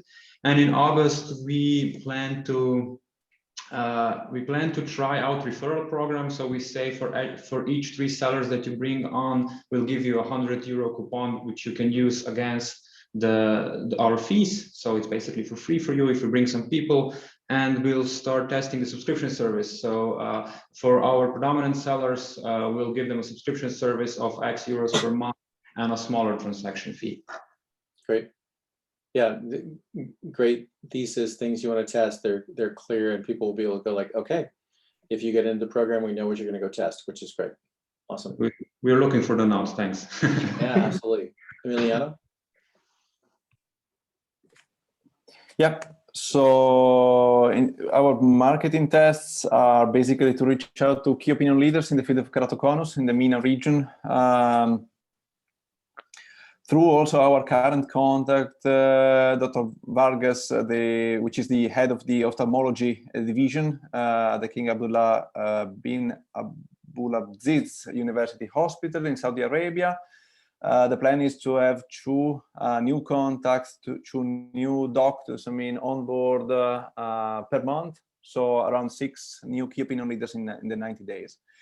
Sales tests, well, we cannot, proceed with actual sales to hospitals or ophthalmic companies, as we need to get, the product certified first. But during the program, we are planning to reach out to ophthalmic medical device distributors in the MENA region to verify the price, the selling price, and the business model, specifically for that region, as we did for other geographies. We think that we could potentially leverage also on our current network with the Mandarin Optomedic medical company in Singapore, which is a distributor of ophthalmic devices, and through our business advisor, Aldo Coquilla, who was in the business of selling ophthalmic companies between Europe, Japan, and US. Let me pause there for you real quick. I think I want to leverage something that Marco mentioned before, which is marketing to scarcity. So yours is one of the products that can benefit by the fact that, hey, we're going to only onboard a certain number of hospitals in the first 30, 60, 90 days, and we're really going to lean with who is ready to get engaged, right? So I had a friend whose company was a services business that we pivoted into a product business called Leave Logic, and she sold her company in about 18 months. It was just a great success story. But one of the things that she did that was brilliant was she marketed to scarcity. So she went out to big companies and said, we're only onboarding 3 new big companies this quarter. If you want to be in the list, sign up now. If you don't want to be in the list, we'll talk to you next quarter. Right? So yours, Emiliano, is one that could benefit by that of like, listen, we can only bring on and activate so many hospitals at a time. If you want to be at the top of the list, here's how you get there, right? So are you going to commit to a certain budget? Are you going to commit to a certain amount of education? So as soon as we have approval, we can onboard and activate your hospital. So for some of you, marketing to scarcity is an advantage because you don't have a big team anyway. So if you market to scarcity, people kind of lean in like, oh, we really want to go do that, right? Because you have limitations based on how many hospitals you're going to activate. So think about that as part of your marketing strategy and how do you play that out? Because what you want to build up is when I think about it from a medical device perspective, it's all about how many hospitals get activated and how many procedures per hospital, right? Those are your key metrics.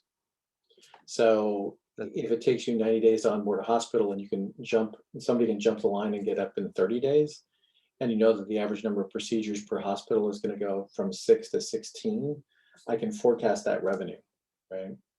So just think about how you market the scarcity there.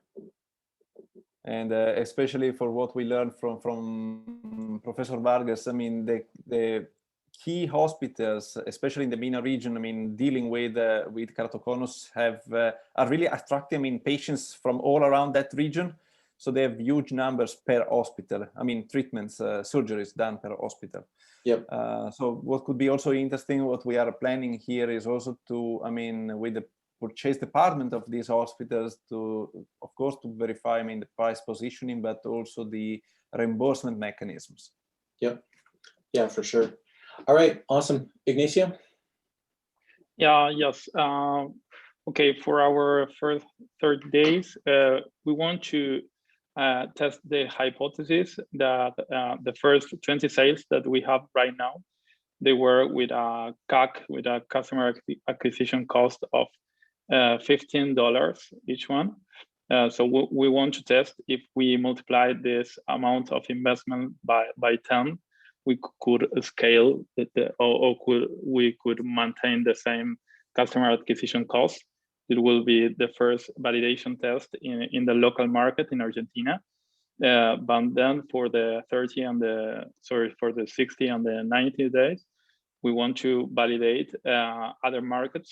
So most of our sales right now we are doing by social media and social networks. So we want to validate if we can sell from Argentina to Chile and Mexico, which are both interesting markets, not at the same price level that we are selling right now in Argentina, but just hiring the prices, making the prices higher in both markets, Chile and Mexico. It will be a nice test we want to make. Great, awesome. Yeah, I think that's clear and crisp, and people know. Again, if you think about the selection committee, they want to know that coming out of the program for demo day, that you're going to get up on stage and they're going to be like, yes, this company has really crushed it, right? So the clearer your objectives are and the milestones you're going to hit, the better it is. So awesome. Alok? Yeah, so Dave, before I start, our single hypothesis is if you spend on social media for fintech, especially B2C, you would never get to profitability. So in the first 3 to 6 months, we decided not to spend a single penny on ads on social media, rather go through an organic route. So how are we planning to do this? In June, or when we launch the first 30 days, we are opening it by the top 5 schools in Dubai, the top 5 schools in Abu Dhabi, the top 5 schools in Sharjah. We have shortlisted the top 5 schools in each province, and we are actually opening up only 500 cards for each school. So the first come, first serve. So that's the first thing which we are doing. We have also shortlisted the top hotspots like local restaurants and cafes in each city, Dubai, Abu Dhabi, and Sharjah. And that's how we are running out. And in each hotspot, we have assigned an ambassador, which is technically the barrister. So the barrister, we are giving him a referral code. If he gives this to the students which come out to his shop, we're giving him about 30 dirhams for every student which comes to him. So that's why he will refer his code, or he'll put it near the cash counter and refer the student to us. That's our initial 30 months plan to reach to our first 3,000 users. Once we reach to 3,000 users, we will not be entertaining any schools. Rather, from the 3,000 users, we'll have an ambassador program for the students itself. The students need to refer their friends, and we are going to pick the schools, the student which will refers the most of the friends against each school. So which school is the best, we'll be choosing them in our social media channel, which is Instagram Talk. And that's how we're planning for the second month rollout. The idea is we want to promote the word of mouth. We want to see how organically we can scale rather than spending a lot of money. Having said that, our ceiling for these referral programs will be 60 dirhams, and we want to scale it down to 10 dirhams. In the next 6 months, we'll be experimented. In August, what we are planning to do was the experiment on July, the ambassadors in August. We want to roll it out not to individuals, but to communities. So each card holder, for example, we're issuing 4 different card types, debit cards. One card is like called the Earth card, which is a green planet sustainability card.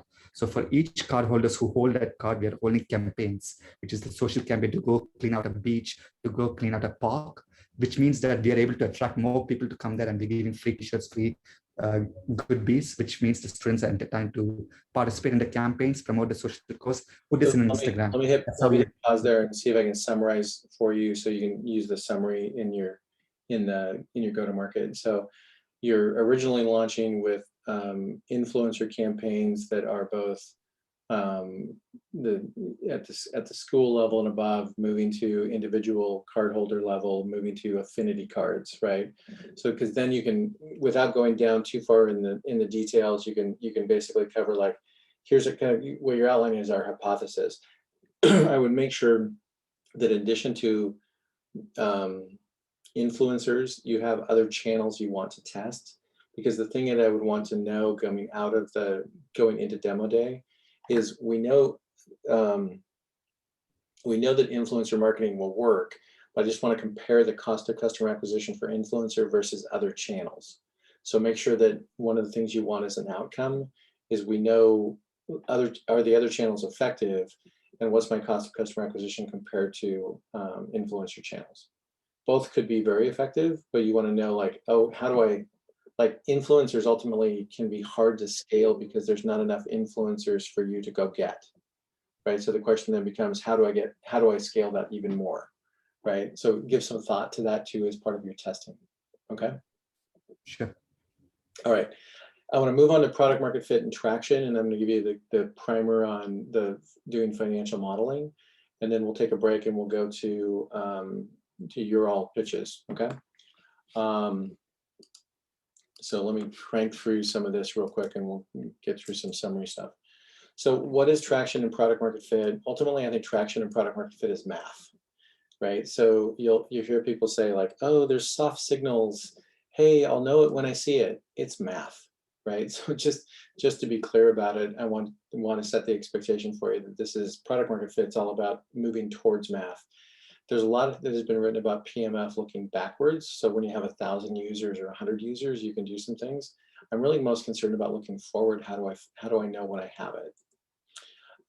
So we talked about yesterday, there's two epochs. There's pre-product market fit and post-product market fit. In the pre-product market fit stage, it's all about getting to PMF. Post-product market fit, you can address other questions like, is my culture great? Do I know how to run a board meeting? How's my forecasting? Right? There's a whole different set of questions you have to answer post-product market fit that honestly you don't need to worry about pre-product market fit, right? So if you're a services business, you need to worry about them. Like you need to have a good culture. If you're a product business, you need to get a PMF first because that's all that matters.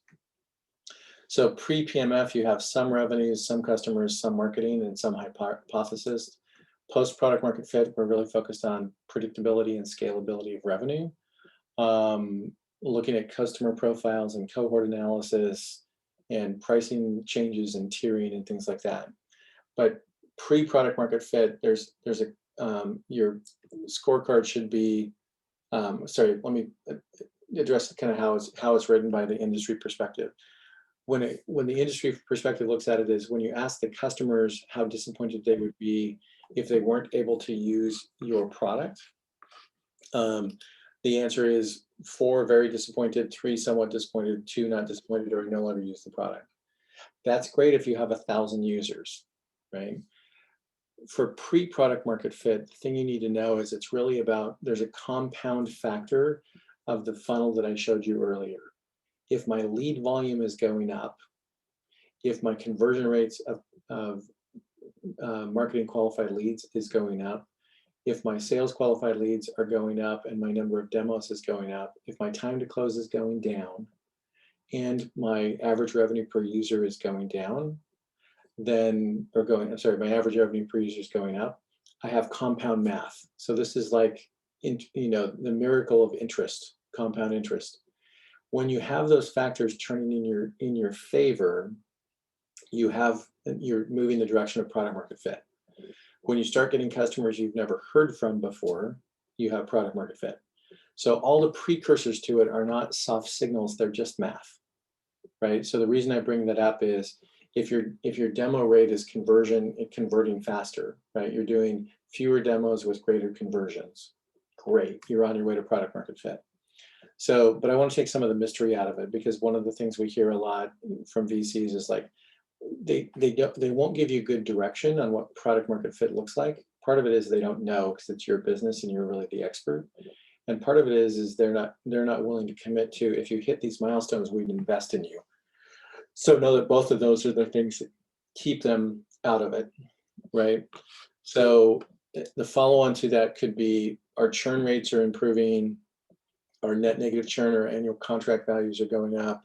We're tracking net promoter score or customer satisfaction scores.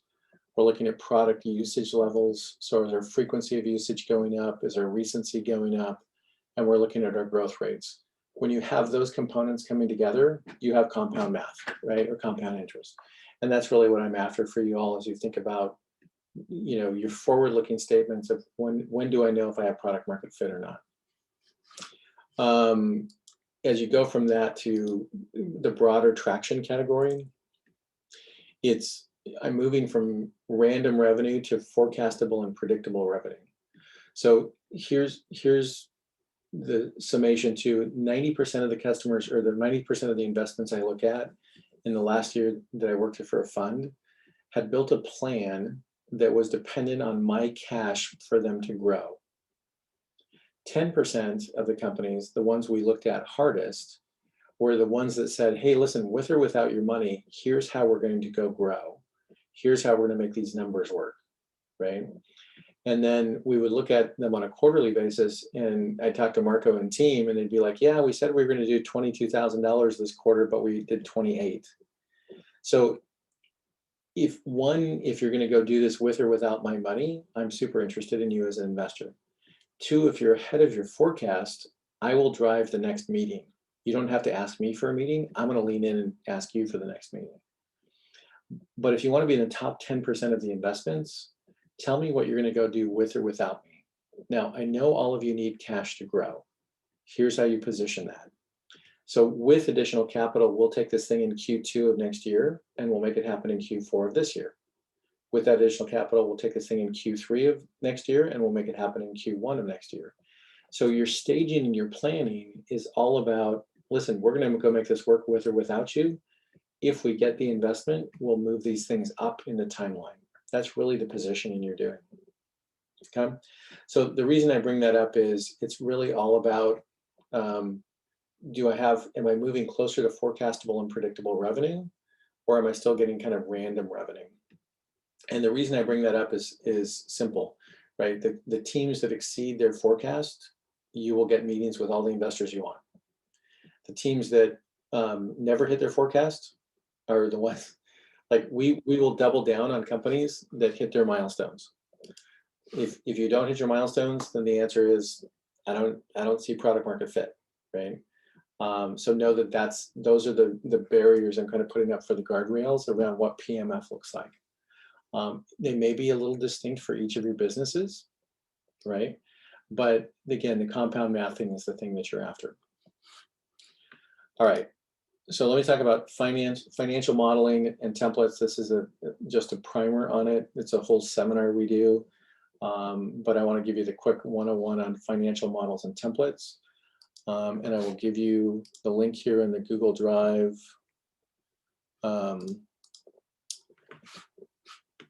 So my request to you is, let me put this in the chat window, is you can use any of these templates, you can download them. My only request for you is I have a good chuckle here because the same thing happened. I'm going to delete this one. Don't make a copy in my folder, copy it over to your Google Drive folder. So, but make a copy for your own use. And let me change my screen share here real quick.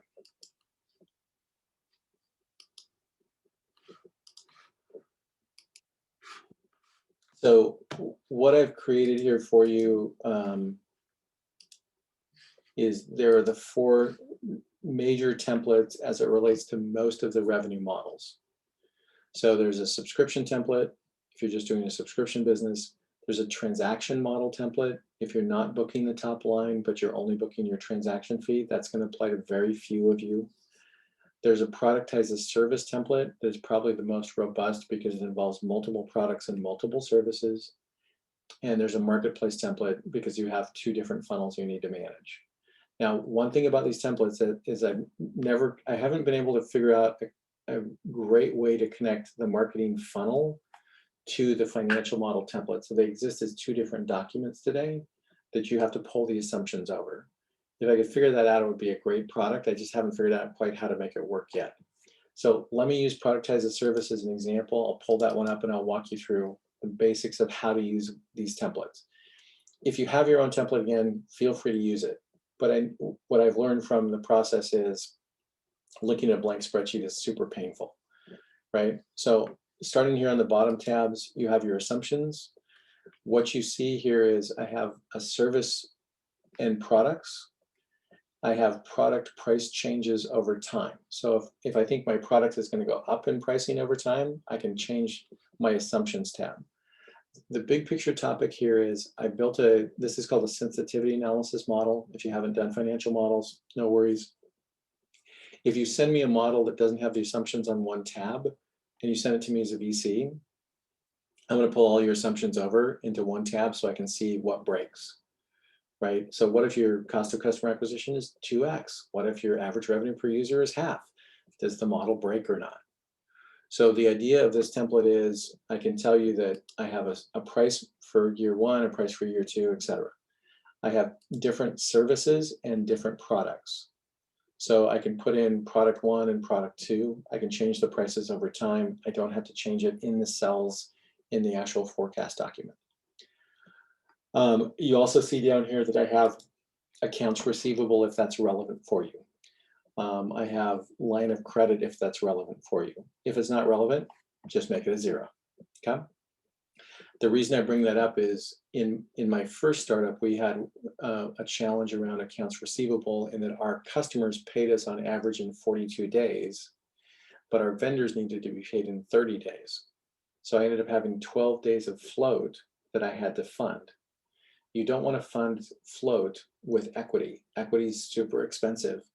So in our biggest, we were doing $3 million a month in revenue, which means I needed float to cover roughly $350,000 at any given time to cover float, right? So selling equity to cover float, bad idea. If you're doing subscriptions, great, because you're getting paid in advance or at least only 30 days behind. So assumptions page is first. My graphs page is second. You shouldn't have to do much with the graphs page. You should just be able to take a copy of your chart here on an annual basis or a copy of these that you're going to use in your spreadsheets or use in your PowerPoint and just make it a copy and paste. If something gets broken on this page, you've broken something else in the model, just so you know. It's your proof point. Okay, so this should Dave, a question. Yeah. So do we need to fill in this sheet or do we have this template available with us? I put a link to the templates on the Google Drive. So just make a copy of it and put it on your own Google Drive or download it. Don't make a copy and please don't take it out of my Google Drive. Just make your own copy of it. Okay. Okay. So, Dave, for the presentation purposes, what do we need to put? Because I'm trying to remember the 10 slides structure. No, you will not use this. You don't have time in this workshop to get this done, and this is an 8-hour exercise if it doesn't become a big sucking sound. Trust me, I know building financial models take. So this is just that's why I was concerned if you wanted us to do it. Yeah, totally. This is just a bonus feature that before you guys do demo day, these are a series of templates. They're free for you to use. Knock yourself out. Not for Thursday. Okay. Thank you. Thanks a lot for that. Save yourself. So you'll see here, this is a 5-year model. Back to the question. So a 5-year model is, so here's the deal on financial models. A 3-year model is a wild ass guess. A 5-year model just shows that you know how to use Excel. Okay. Dave, we've had VCs asking us for a 10-year model. They're idiots. And we had to build it, and we assumed that they all wanted to do it. So we built a 10-year model that I keep telling them, I don't know what's going to happen after 3 years.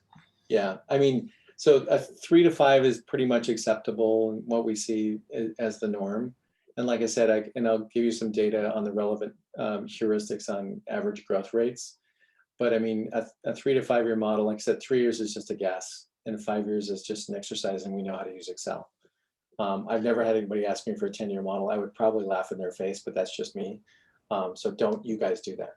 And again, for Thursday, this is not don't go down this rabbit hole before you get into the program. Once you get into the program for demo day, you will need to show a chart that shows up and to the right, right? Yeah. One more question there on the financial model, if I may ask. I'm looking at them. They're more, the model is focused more on the financial performance, but not anything related to valuation related elements. Correct. Because as you said yesterday, it's not really at early stage, it doesn't make sense to make it a financially driven valuation decision. Yep. So that's why okay. So your early valuation is going to be based on your total addressable market size, your product traction, and your team, right? So again, this is mostly an exercise in showing you know how to use Excel. So your charts and graphs are here. Again, if you break them, you'll know that you broke it by the fact that it's showing it's broken here. Compensation is your next tab over. It shows basically what you have is a total. I'm counting total head count up here. I have a president and CEO with some common numbers, right? The quick note from the investment side is I want you to pay yourself. I'm just not going to have you pay yourself market rates until you probably get to a Series Seed 2 or Series Seed 3 or Series A. So you're going to be somewhere below market rates early on, getting yourself up to market rates as you go forward. What I've put in here is healthcare benefits, payroll taxes, all those things are fully burdened. And again, the nice thing about this model is if you don't need this person, make this a 0 and just 0 it out, right? So, but that should get you to your full head count, full bonuses, those sort of things. These are manual inputs. So you'll see here if it's up here, it's not a calculated field, right? That then pulls you over to your revenue tab. Revenue tab is a bit of a hybrid between manual and assumptions. So it's pulling your pricing from your assumptions tab. And then you're going to manually put in how many customers did we add this month, right? So in this case, for service 1 or service 2, did I add 2 new customers, 3 new customers?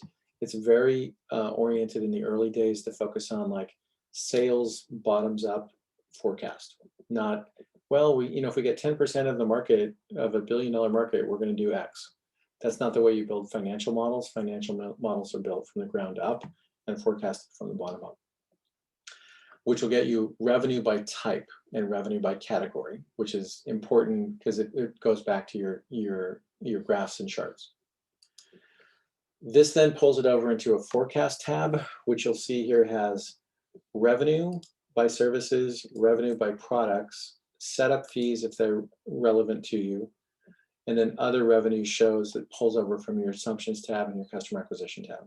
So all your revenue types are there. I then have all my cost of sales. So my cost of sales are tied to my direct cost of selling the product. So marketing expense, sales expense, which gets me to my gross margin percentage. And then I have management and other expenses, which is general and administrative expenses. So you'll hear it called SG&A. So I have sales expenses that are broken out. I have general and administrative expenses that are on top of the sales, which gets me to my net margin versus my gross margin. So information technology pulls over my summary compensation tab for all IT staff and developers, etc. The same thing is true for accounting and finance. It's pulling over all my compensation from all my accounting and finance. Okay. You'll see down here that I have an income statement and a balance sheet as part of this document. So my balance sheet is here. And it'll pull over my liabilities and equity. So it's a pretty robust model. You're welcome to copy it and use it. Again, this is just to let you know that this is here as a tool for you. Ryan and I have talked about doing this as a seminar once you guys get into the program and doing a forecast versus actual workshop, but it's more of a 4-hour, here are the templates, let's roll up our sleeves and go do your forecasts. So we'll probably do that for those of you who get into the program. But regardless if you get in or not, these templates are here for you and you can make yourself a copy. Dave, one thing if I may ask as well, I've noticed that you have the P&L and the balance sheet. What about the cash flow statement? Is it something that you look at for startups at early stages, or you would P&L and balance sheets are enough? Yeah, I'm looking at accumulated income and loss. So I have cumulative income and loss, so I know from a cash flow perspective.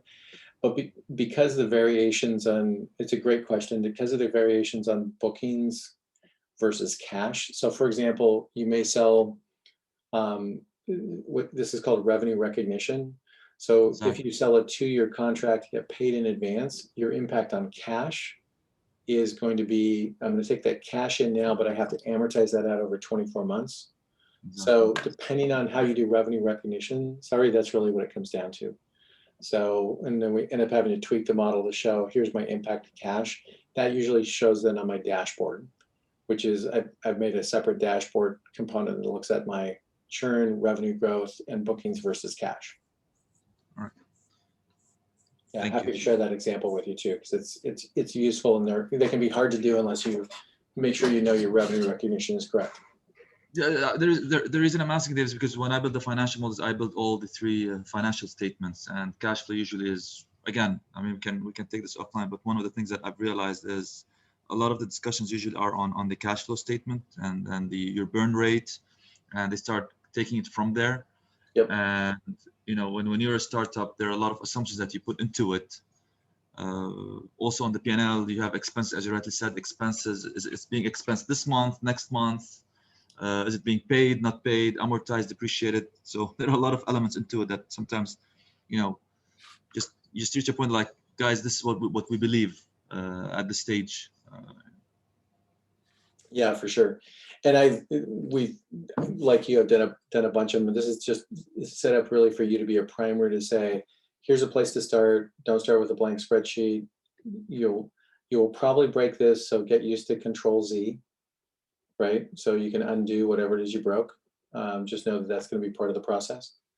Some quick numbers on heuristics. I'm going to switch screens here. So one of the things we did was we went back and looked at the Inc. 500 list in the US. The Inc. 500 list is the fastest growing 500 companies in private companies in the US. A lot of tech companies in the thing. We looked at the last decade of those companies. If you placed in the top 10 of those companies any given year, any guess on the average revenue? Now their growth is from $1 million basis, not zero, with the top line revenue growth number. Any guess on 1 million to what that would get you in the top 10 list?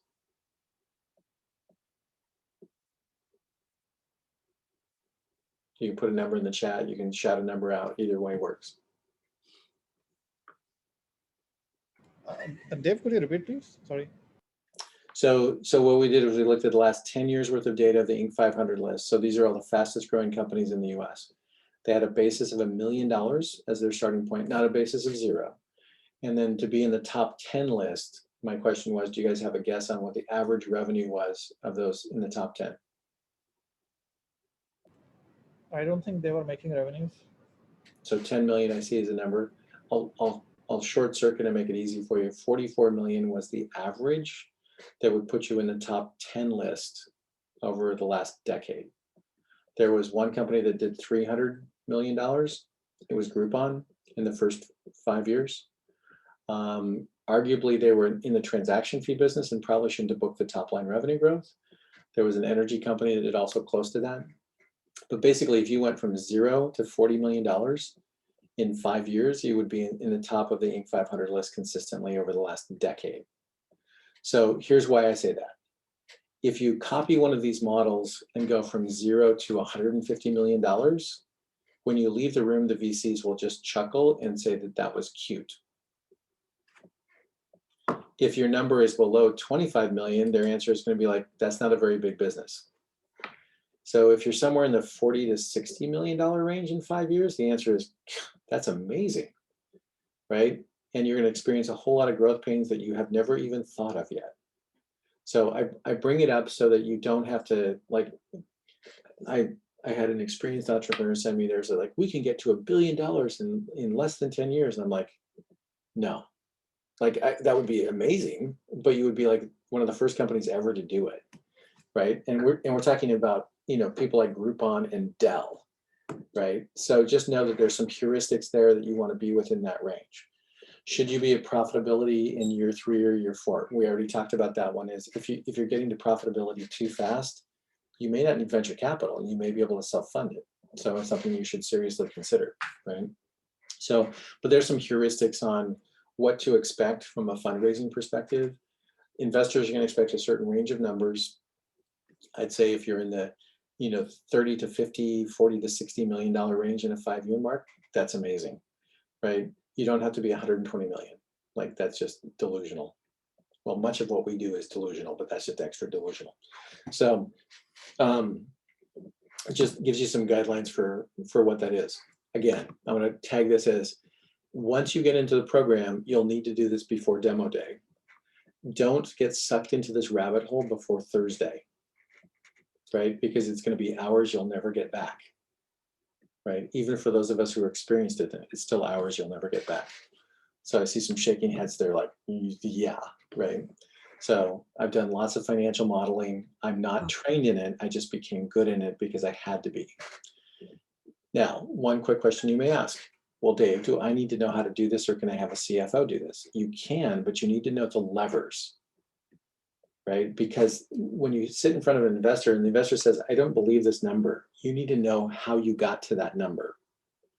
So as much as you may be able to work with a CFO or work with somebody can't outsource it for you, right? You have to be engaged with that level of detail. So I did one of these for a friend at one point. We went into a VC meeting. He started asking questions about the financial model.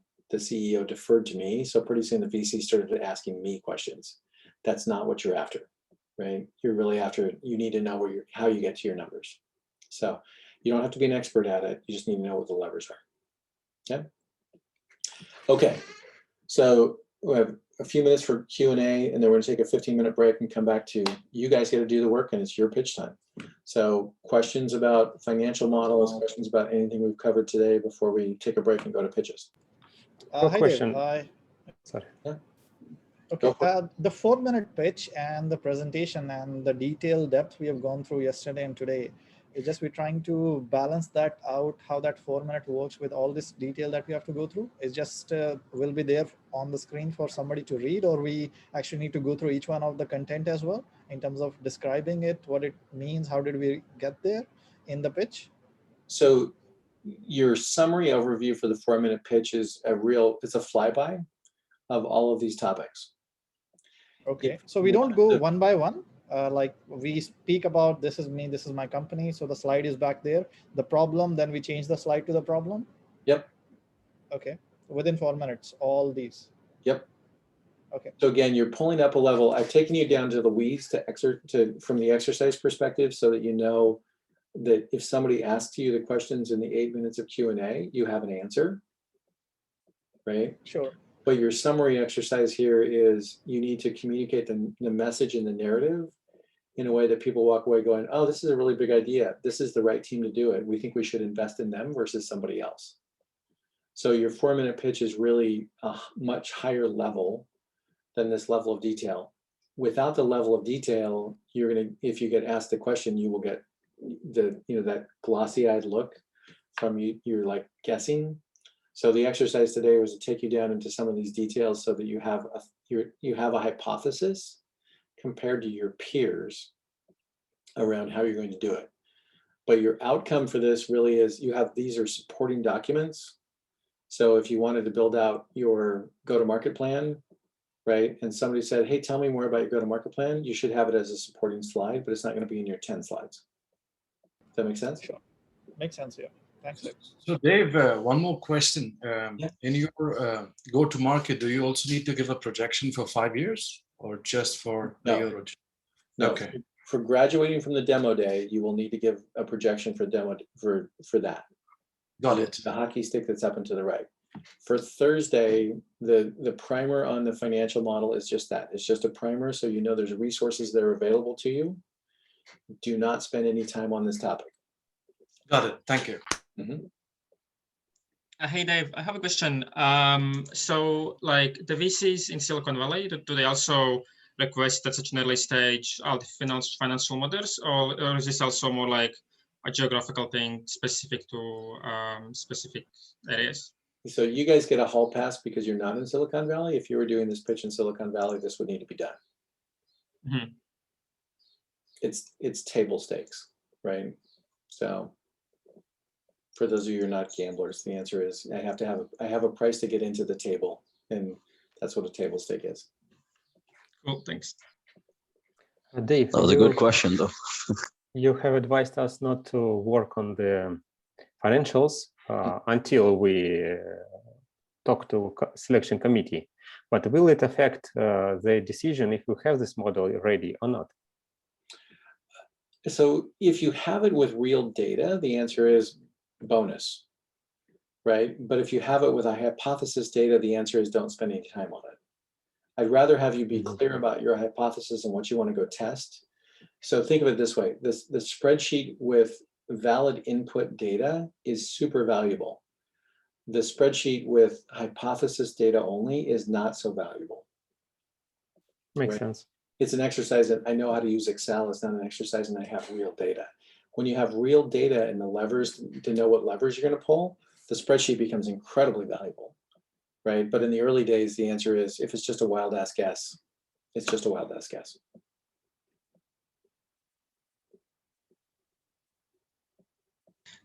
Dave, one question for the pitch review today. Are we going to go through all the slides, or are you going to go through the ones that we've completed parts, or how are you going? Yeah, it's up to you. So we're going to do the 4-minute pitch today. Use the slides that you have, right? If you have 3 of the 10, use those and speak to it from a narrative arc. That's all I'm after. I know that you're going to get some more time today and more time tomorrow, and then Thursday or Wednesday morning to work on finishing your slides. So I'm not worried about the slides today. I just want to get a sense of your narrative arc, and is the narrative arc moving the right way? Whatever supporting slides you have is great. Great, thank you. And if you're not ready to pitch today because you need to work on the slides, it's okay too. We have time tomorrow. We have time the next day, right? So don't feel like you want to pitch something that's half baked when you're not ready to do it yet. It's okay. Hit pause and do it tomorrow. Okay. All right, so let's take a quick 15-minute break. We'll be back with your guys' pitches. And so I'll see you back here in 15 minutes.